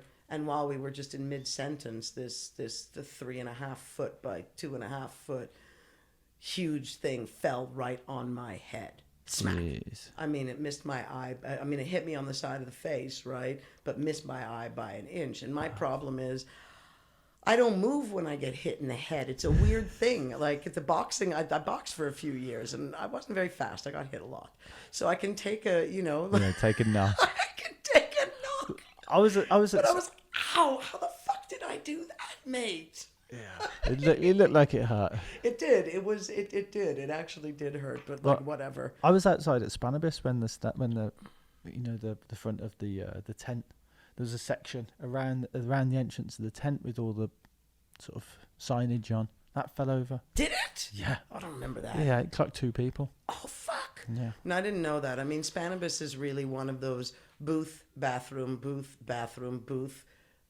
quick cheeky toke outside bathroom booth, and It's you know busy. where it's super busy, and there's no break time. No. Really, I do everything myself at the booth. The number of It's a people long that have day been as like, well, it's isn't it? they're long days, and they're full on days. Hot. And well, yeah, the heat actually last year was epic. It wasn't hot at all. It was perfect. I was in jeans all weekend. I'm from Birmingham. It was scalding for me. It was not. It was totally manageable this year. And there's a lot of people that, did you need to check the time? Because this runs off. You having fun? No, I just caught my watch on the Did on you the caught side your watch? there. It's a nice watch, by the way. I Thank actually you. like that one. No, but Spanibus is there's nothing like that anywhere. And it's really No. funny because it's gotten as big as it's gotten, not because of the Spanish market, where there is no money. It's a 5-day fantasy, guys. And what's happened is the UK and America has come Spanibus storming because it is a unique event. Yeah. I mean, there's smoking everywhere. I remember the Spanibus security telling me to, stop smoking. And I'm like, the second that you can get all the assholes that are standing in front of my booth lighting up a big fat joint to stop smoking, I will stop smoking in my booth. But until you can control that, right? Yeah. It's been bought by High Times now, hasn't it? No. Is it not? Nah. See, I've You know got people left and right saying it's definitely been bought, 100%. People are saying no. Bullshit. Sorry. This is last year. I mean, they may have done some kind of negotiations Right. about it, but nothing was ever signed. Nothing was done. Nothing has changed. What do you reckon it's going to be this year? Same old, Oh, same same old? but different. It's the same Right. thing. I'm going Tuesday to Tuesday. Tuesday and Wednesday, I'm going to chill out. I'm going to get baked. I'm going to have some fun with people. And then from Thursday to Sunday, you won't see me. I don't go to the parties. I don't go out afterwards. These are 14-hour days. When I'm done, I want to go back to my apartment, pass out, and... Well, we spent some time together in Barcelona. Did we? Thank you for getting me into the social club. Right. We went to Strain Hunters before you Disappeared. I remember that before you vanished. Strain Hunters is a great club. I'll big up the Greenhouse boys all day long, every day. They have been... They're a solid team, aren't They're they? solid, Like, you can say what you want about King of Cannabis, but he's got himself a great team of people. Yeah, he does. Like, he really, really does. And a lot of the people you don't ever see publicly. I mean, we do all the shows together, and they're always bringing my boxes back for me. Thank you, boys. But they're a great bunch. And I mean, look, Barcelona is also... Normally I would be in Barcelona around this time. Like, I'd always go for 3-4 days for the Cosecha Cup, or just to have a visit to Barcelona outside of Spanibus, which I missed. So because of this, and because of so I'm gonna try and go in January for a few days, do a little club tour. The guy at the greenhouse, the guy with the dreadlocks you introduced me to. Yes, Mr. Dusty, who pet me with his dreadlocks, the things I'll do for a grinder film. We have a film of him. Just he's Just got one of his stroking dreadlocks you. stroking. Was it a good one? Is it a nice big one? He's such a cool guy. He is. I went back the day after, just in the morning, just to get a coffee, Yeah, obviously. Obviously. And he came straight over to me. He wouldn't let me buy a coffee. No. He paid for the coffee. I know. He asked me if I wanted anything Yep. else. He was Yep. super nice. He Yep. could see that I was on my own. And I'm a bit of a loner when it comes to these things. And so he sat with me and he had a chat with me. And the club was full. And I just thought, what a fucking dude. Well, what okay, a dude. Not only that, but it's also who you came in with the first time. Yeah, you of know? course. Yeah. Not to toot my own horn or anything, but like there's kind of an unwritten thing. Every so often I'll send him a cheeky message and I'll be like, honey, I got a friend who's coming to Barcelona. Yeah. So just send me his details. He's really, really good like that. Super open, super sweet, willing to talk. If you've not done he's somebody that would be awesome to have a little conversation with. Conversation with them. He'd be totally open to that. No, they're a great team and they're great guys, and that to me is that to us is a big company, and they're making moves. They're over here. They're in Canada. They're doing big things, and congratulations to them. Really. It's a lot of hard work and a lot of years, but even then, they're not even close to as big as some of these. We see this is it. The greenhouse. For me personally, they're up there. So They're it's a the complete honour giants. just to be in the club and just, it's just, I'm like a little boy in a sweet shop or a little boy in a toy shop. It's just incredible. Yeah. And then when you come here, You're nothing. and You're you nobody. you're nobody. know. You see the media race up to them and then go straight past them Yeah. because they've seen somebody over there, Yeah. and it's just, I'm just kind of Yeah. like, are you kidding me? This culture of fame over here. I mean, this is something else that we talked about. That the Americans, you know what, guys? One thing, if any Americans are ever listening to this, pay fucking attention. Whoever it is you're speaking to deserves your attention. Yeah. And if you see somebody more important or you have to go, have the courtesy to at least say, this was great, let's continue it later, but I got to go talk to somebody else. Yeah. Turning around and like just blanking somebody mid-sentence because somebody more famous than them or more, like, you know what, that's just rude. Yeah. I get Hannibal Lecter in here to dine on free range rude because that's something that does get me about over here. I mean, like, look, we're well known in Europe. There's not a lot of people. You are. No, okay, then you're well known in the UK. Everybody knows who you are in the UK. Okay, really, or not? Come on, give yourself a little bit more credit, honey. Come on now. There's a lot Maybe of a people few that know me. Maybe there's Maybe a a few. few, Yeah. yeah. There's plenty of people that know you, and I mean, I know that I'm a much louder. I'm a loner also, honey. Don't kid yourself. I'm a super stoner loner, but I'm a much more sociable one than you are. And if you come up to my booth, especially at Spannabis, and this is why people have got some very bad, there's been some bad reviews about the Bag Lady booth. Why? Because if I'm in the middle of talking to one person and I'm wasted, high, as I usually am, Yeah. I want to finish with one person, then I'll go on to the next one. Everybody deserves individual attention. Mm-hmm. That's it. And if you've taken the time to come and talk to me, or I've taken the time to come and talk to you, Yeah. whatever it is, you know what I mean? It's that's one thing that I really dislike about being over here. And I know some really big names and some really, I'll do another plug. Plug as much I as was you want. hanging out with Dr. Dina last night. Now I know there's a whole bunch of people that do not like her, and I know that she is absolutely revered in the industry. She's super well known, and it's not something that needs to be. It's not a big deal. But I was hanging out with her. It was very funny when people came up to her and she was introducing me. Very different reaction from the people you see. Yeah. It really was. It was like, oh, you're with this person. You must be, is that what it is? Or, maybe I'm with this person because I'm a good. Either way, that is a bit of a pet peeve over here with that. It's the American way. I mean, every show that I go to, I'd never see. I probably see 50% of the people that I want to actually see because I'm so busy, and I like to take time with them as much as I can. But you being on the stand, they all know where you are, so they all rush to the stand to say hello. And I think it's all good intentions. Most of it is Nine good times intentions. it's good intentions. There were a couple of incidences last year, like really where I'm like, one of my customers, and he was wasted, like hammered wasted. I was in the middle of talking to people like him, important other customers, and he just came barreling through and shoved people. You don't even want to know how I reacted to that. I was not very nice. It's like, I'll get to you when I get to you.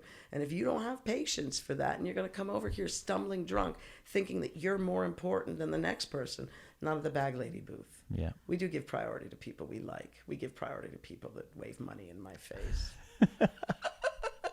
Come on. The gal's got to make a living, Yeah. So let's talk about some of the products. So what's your website? Okay.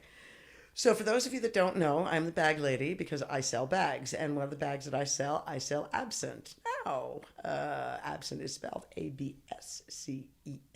So we've added an extra letter. Yeah. And if you know your Latin, that means no smell. It's a made-up word. But it's a really good made-up word. It is. It really is an epic made-up word. It's not my made-up word. Actually, you know who I have to give credit to? Remember who I was talking about that wasn't very nice to me this weekend? Yeah. He was actually the one that came up with the name of the company for them. They're smell-proof bags. They're epic. Yeah. And again, if whoever it is listening to this that doesn't know me or that doesn't know the bags, I guarantee you at least one of their friends in the UK has a bag. Yeah. The market is very different in Europe than it is in North America. In North America, it's all big, giant, you can fit way too much into this. Oh, the sort of like bank job The bags, big, huge, giant, big I call sort them of, body bags, Yeah. sure. Like, you hack off a couple of arms, no problem. Yeah. That's big business in North America. I suppose because they've got to transport it, haven't they? Just sort of in and out of the facility. Like the Absinthe was born of the owner had a need for getting meds to his dispensaries a long time ago. And that's where Absinthe was born. The background to the idea was actually hunting. Because if you're going out now, once again, the bag lady does not condone shooting anything with 4 feet, paws. 2 legs, occasionally might or might not be deserved. I do not condone hunting, but if you were going hunting, I think you should do it with a bow and arrow and a knife. And I think you should definitely be going after Get bears. Rambo on it. Speaking of Rambo, I'm gonna talk Rambo afterwards. When hunters are going in, and it's not only hunters. I mean, let's think about this. The people who live in Alaska, bears are an issue. In Canada, bears are an issue. You do not want to leave, and they can smell all the things from very, very far away.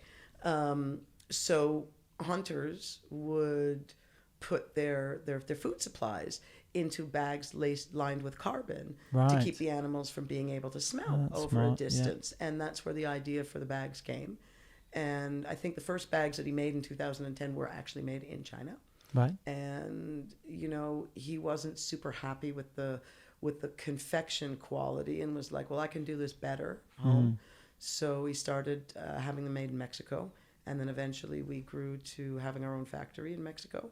And we make everything in-house. Right.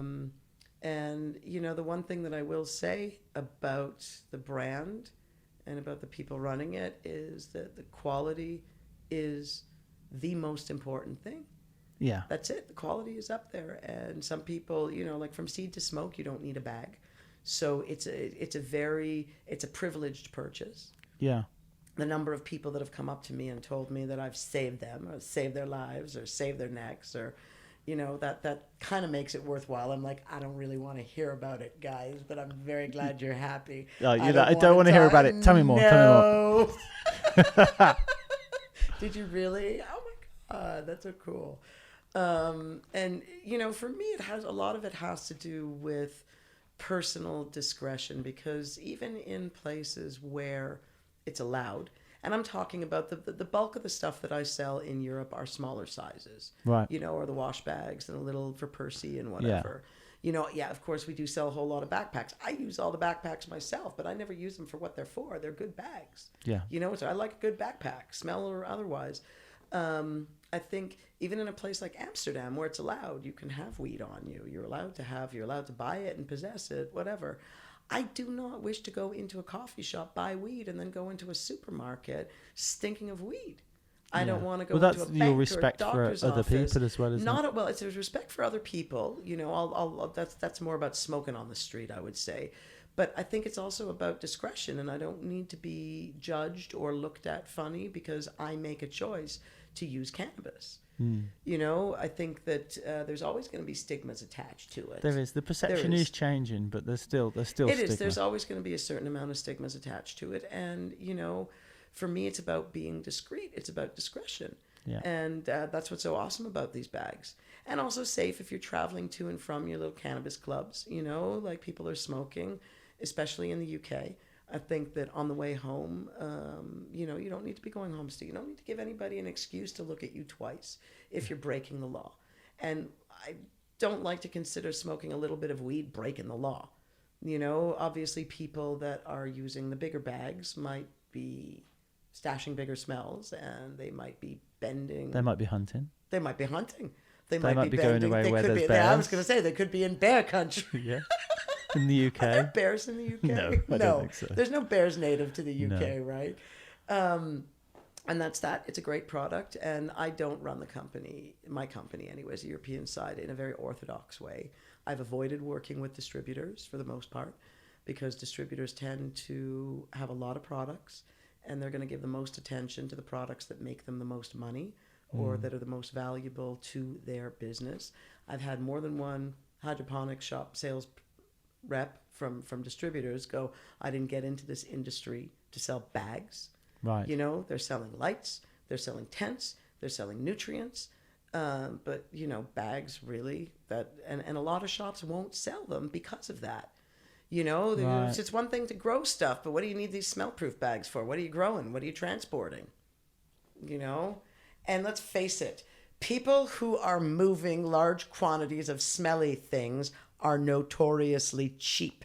Not everybody is going to be spending a few £100 on a fucking bag when they can just use a seal bag and a cheap sports bag and then you're off.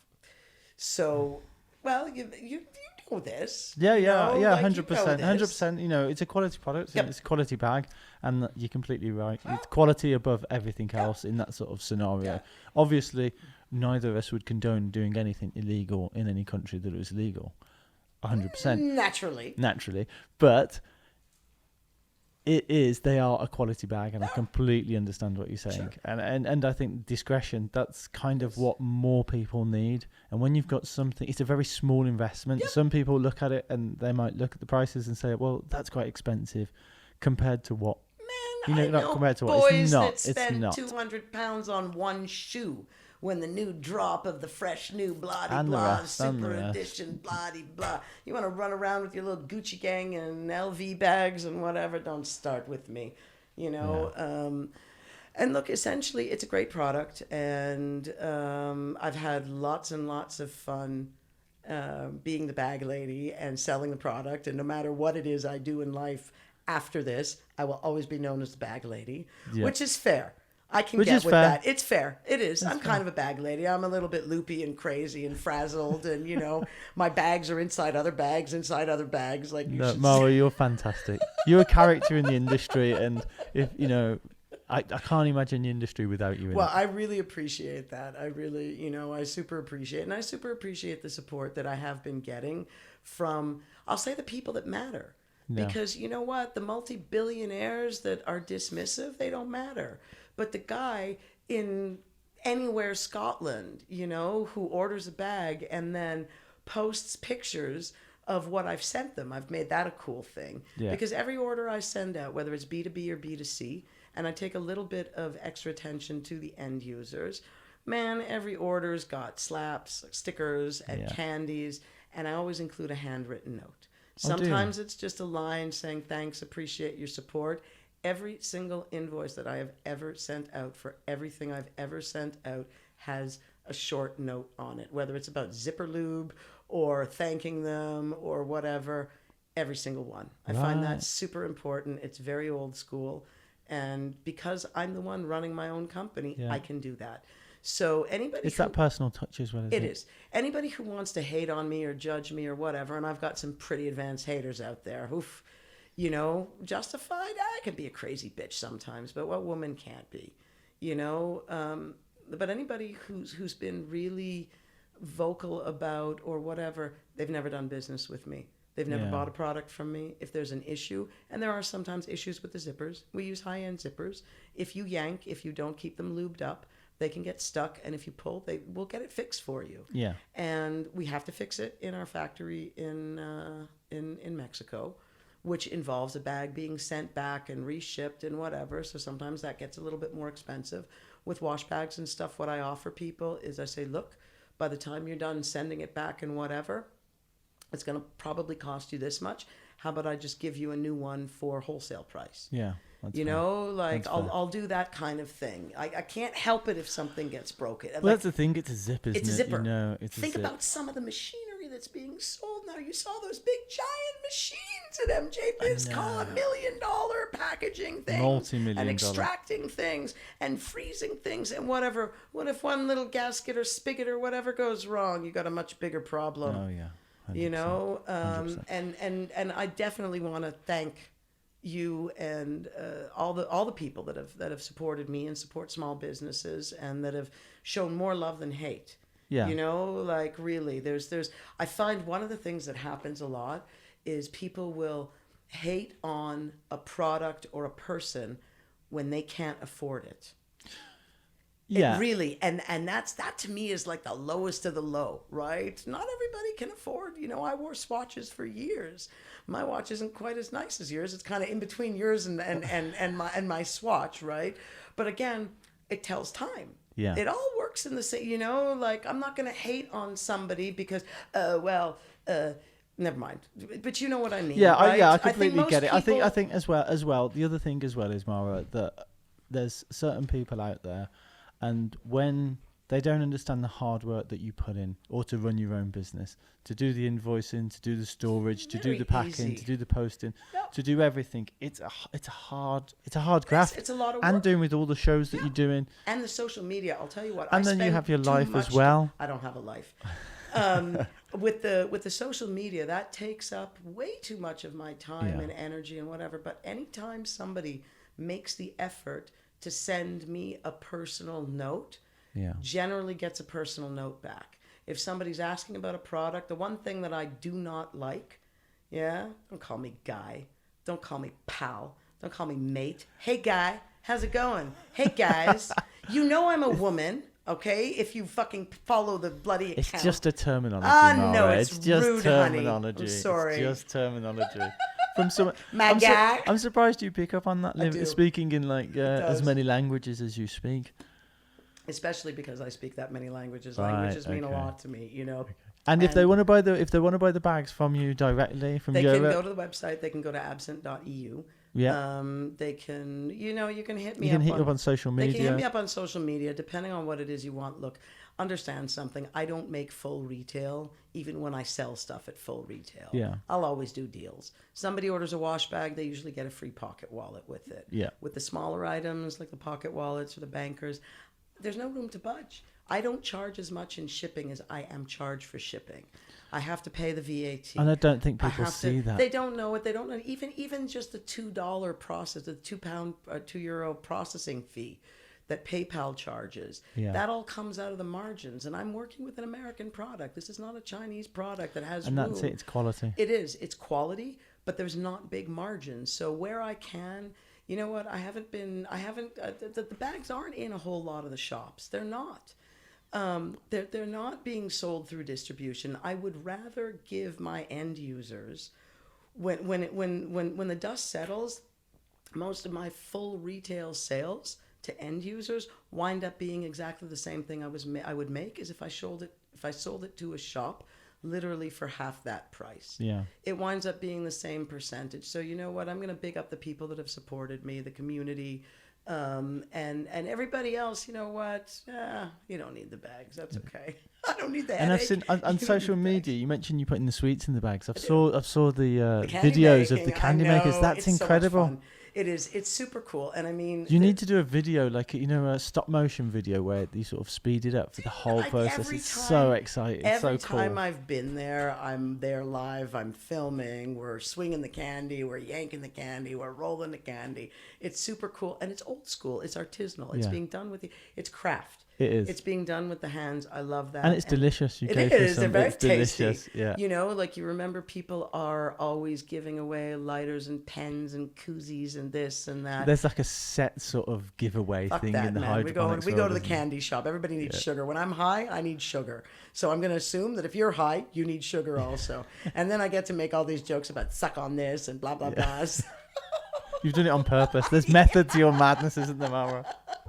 1,000%. I'd tell you the real story, but there's like a danger of me crying, so I'm not going to. Yeah. Okay. Even the way they cut the sweets, they sort of chisel them, don't they? Yeah, it's cool. They're hilarious, and they're you know what? It's great to. They're really great people. The people who make that, the people who. Is that in Amsterdam? It is. In Amsterdam? Yeah. It's. I think they started in Australia or Barcelona, whatever. There was shops in Barcelona. The one in Amsterdam's been around for a long time. Right. And the people that run the place, they are awesome. Yeah, they look cool. Well, next time in Amsterdam, we'll come and we'll meet up. We'll have some dinner. And we'll go, take me to the candy shop so I can have a look at it. I'll take you to the candy shop. No. That'll be awesome. So 2020, what's happening in 2020? Are you doing as many shows in 2020? Dude, racking up the air miles? They must know you by name now. They don't, but I will say that bucket list wise, this year, not that it matters to anybody else, but for the amount that I fly, the highest level you can reach with KLM is platinum. Right. And I'm not making any money. But I'm traveling like somebody who makes money because I'm platinum with KLM. All that means is absolutely nothing. It means that the fancy tag on my bags are black now instead of gold. I like that. And, for 2020, I definitely feel that there's going to be a lot of changes coming. A lot of I really opportunities. do. I think that there's going to be a bit of, certainly right now, all I've done, I mean, booths are booked. So Spanibus for sure. Yeah. I'm looking into maybe going to Rome in February if I can get like a booth cheaper. Otherwise, I don't know What's that show in Italy? It's called Canapamundi. But Right. again, Italy is a loaded market right now, so I'm Right, not okay. sure what's going to be going on there. I expect that there's going to be a couple of cups. Actually, next weekend in Tilburg is the Homegrown Cup. Right. So I haven't even ended the year, and we're doing the winter edition of the Homegrown Cup, which is Right. focused on all outdoor grown, flowers, and Spanibus. And then let's see. Let's see I'm what trying to happens. figure out what we're going to do for 420. Of course, shows in Berlin and what's already booked. Berlin, Vienna, Prague, Barcelona, Spanibus, and Product Earth. Yeah. I think this year, I'm looking forward to Product Earth. so it was fun last year. It's always fun. Like, Yeah. it's a good little show. I think I will not be doing back-to-back show events anymore. I'm not doing that. So Yeah. Autopot and Product Earth are back-to-back. If I'm going to pick one, I'm going to pick where I get the support from Instagram. It'll be Product Earth all the way. Autopod is a lot of fun. There's nothing I like more than watching a bunch of drunk Dutch and English boys flashing their hydro smiles. No wonder everybody likes me so much. I would like to go. I pop up and, Yeah. but I think that, I'm not really sure. I'm not going to do the same thing that I did this year. There's Yeah. no way. Yeah. This has nearly killed me. Well, and it's a lot. I couldn't believe when is you a said lot. it was I know. 45 flights. Well, It's because I just- sat when down you put and that I into wrote- perspective, honey, it's huge. I sat down and I wrote them all by hand. I didn't even type it into the computer. Yeah. I just sat down and wrote where I was everywhere. And I mean, if I go back, I can, it started at the end of January, Denver, Indo Expo, and then London for the Edible Cup, and then Vegas for the Champs Expo. That was really good. That's like a glass blowing thing. Oh yeah, really, the glass. We didn't even talk about glass blowing, but that was epic. And then Spanibus, and then I have to kind of think about this. I know it was, there was Expo Grow, there was UK Canna Cup and Hyde Park for 420. That Yeah. was really cool.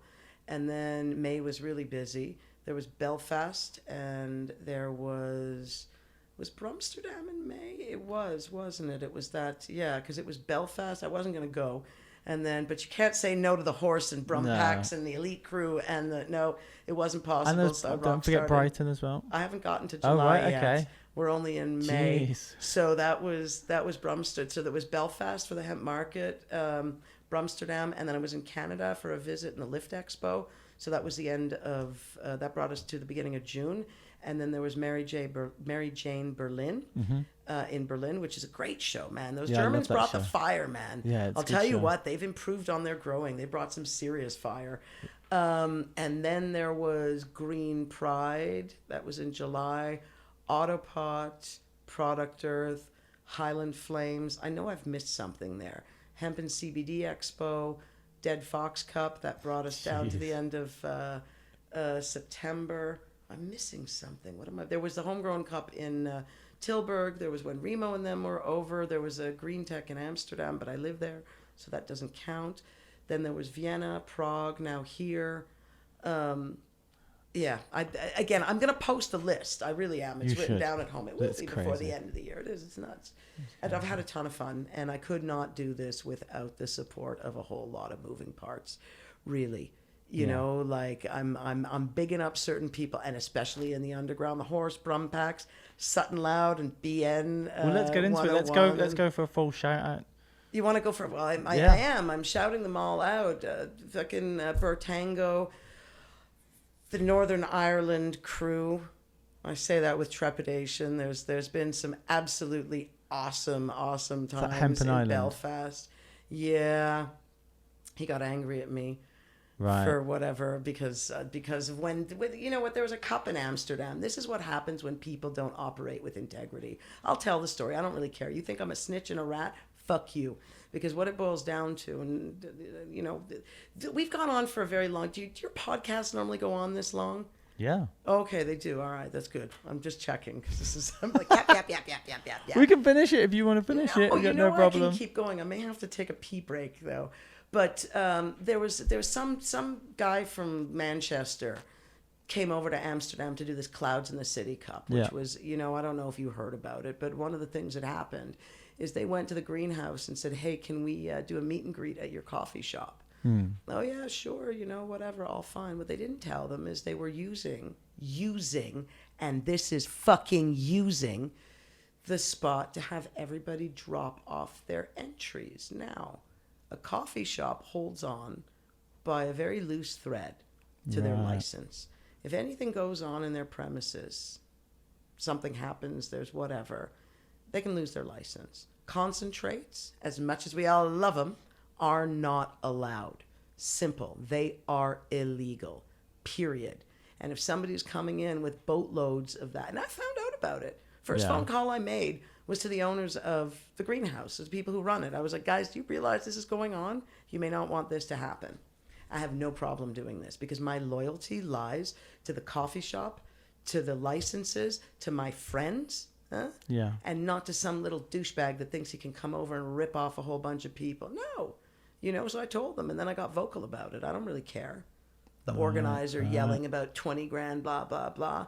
And unfortunately, some people looked at that as me being a snitch or a rat, which I don't see.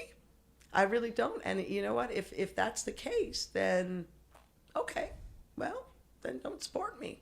That's no problem. It's crazy. It is, you know, like, and I feel bad about that. As much as I want to shout out from the rooftops, big up Hemp Northern Ireland and everything they're doing there, abso-fucking-lutely. For, you know, for us messing with for messing with a friendship like that, no, I don't agree with that. Now, I've been negative, absolutely. I'm a handful. I don't really care. You know that. I'm a fun handful. You are a handful. You are. You are. I am, handful. but I look after my own shit. No, you're not, myself, Mara. You're a you dear, know? sweet, honest, sincere person. Dear, sweet, honest, sincere You are. person. You are. You That's are. gonna pop off one day. It's a good thing I don't have my gun license anymore. I did. I used to have a 22 and a 357.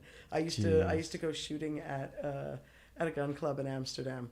And I can't tell you how squeaky clean you need to be to get a license to do that. Yeah, I can Super imagine. squeaky clean, because I'm the queen of squeaky I clean. was shooting here in Vegas. It's first. Did you go? Yeah, I went. You yeah, went yeah. on your own. Yeah. Come on. Did you shoot big guns? Yeah. How big?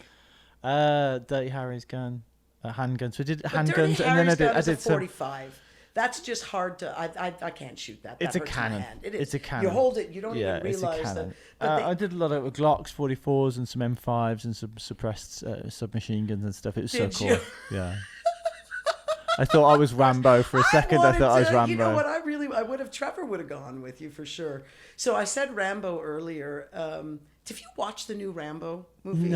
No. At the latest, in fact, probably about three Rockies ago, when Sylvester Stallone was in the Rocky, I was looking at him, and his face has had so much work. He just looks like a punch bag. He looks like a spitting image mannequin of. He looks like a caricature of himself. That's so weird. Funny. It's just numb. So I can't. I just thought you've passed it. I can't carry on. No, but and then fair enough. But you know, the other night in the never-ending quest for distraction, right? Yeah. I stream a lot of stuff, and okay, there's an HD version of it. So I streamed it, and I was watching it now. How do I judge movies?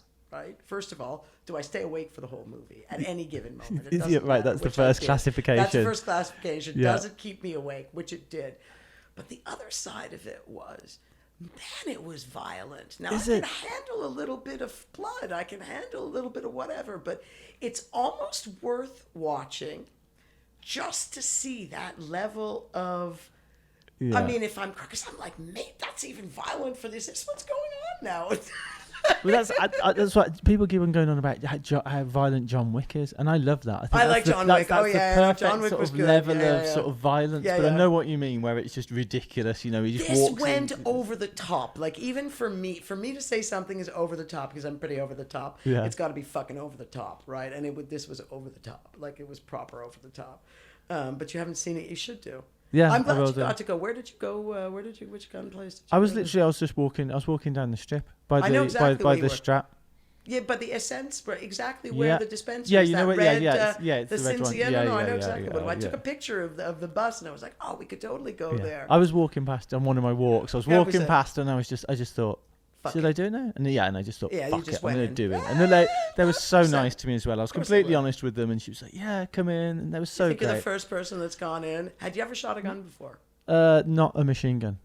What have you shot? Oh, look at this. Just say it. You don't have to say who you shot it at or where you did it. I would never imagine shooting a gun at anybody. But that's my point. But you'd shot a gun before. Yeah, I've shot a few Okay. guns, yeah. Oh, a few guns. Okay, Yeah. so more than one, right? Yeah. No, of course they're going to be nice. I mean, if they're charging you $25 a bullet for, because I know some of them are. I'm sure you got some kind of a package where you Yeah, I get to did. shoot Yeah, all I these did. And they things, put a like- couple of extra things on Of there course as well, they do, which was awesome. It's like with And the it's axe just, thrower. it's just nice. The handguns are okay. They're pretty simple. It was great having like Dirty Harry's gun, which is iconic. It's just so good to feel. I'm a revolver girl. Oh, I yeah. don't like anything. So when I was learning to shoot, they're very specific about how you go about doing this. And before you can actually get a license to own your own guns, you need to be a member of a gun club, and you have to shoot so many times a year, and you have to be cleared on all the different weapon calibers that the club has, and blah blah blah. But I never wanted to shoot rifles. Like Right. the feeling of the gun being tucked inside I don't Yeah. want it touching me. And automatics, man, for some reason it's like I've got some kind of weird electromagnet weirdness, always get jammed up. So my really? weapon of choice when it comes to throwing shit is a shovel head. When it comes to shooting shit is a revolver. If it's a zombie apocalypse, I'm heading to your house, Mara. I am heading to your house. I don't think I'd be really good. I'd be like, you know what? You can't beat them, join them. Brains. Oh, man. Okay. All right, well, this is a great time to I end the think this podcast, is- I think so it's on, fantastic. Thank you for coming on the podcast. It's a huge pleasure. Thank you again, Mara. The pleasure was all Superstar. mine. And once again, thank you so very much for all your support, and also for everything that you're doing for within the community. Because one thing that people, and I'm the last person to talk about this stuff, but your books. You write books. You're a writer. You're do. actually a very clever little stoner loner, I'm super happy to I don't know have you about in that. my... No, you are, like I'm super happy to have you in my inner sanctum and circle of, some of the coolest people out there. So the love is Thank you, returned and Mara. It's much mutual. appreciated. All Again, best. thank you for coming on the podcast. Vegas, baby! Vegas, baby! Vegas, baby! What happens in Vegas stays in Well, I Vegas. was going to say winds up on my fucking Yeah, but- Instagram feed. What happens in Vegas stays on Instagram. That's That's it. what they should say. That's the t-shirt. Okay, Bye, thanks again. everybody. I'd just like to say a huge thank you to Mara Miller for coming on the Hydro Chronicle podcast. If you like what you've listened to, then please subscribe to us or even share it with a friend. Until next time, we'd like to say a huge thank you from everybody here at the Hydro Chronicle podcast team. Thanks again, and hopefully we'll see you next time. Today's episode of the Hydro Chronicle podcast was brought to you from Demon Nutrient. Go and give them a follow on social media and check out the website at www.demonnutrients.com. They're a heavy-hitting nutrient range for heavy-hitting growers. Thanks again for supporting the podcast.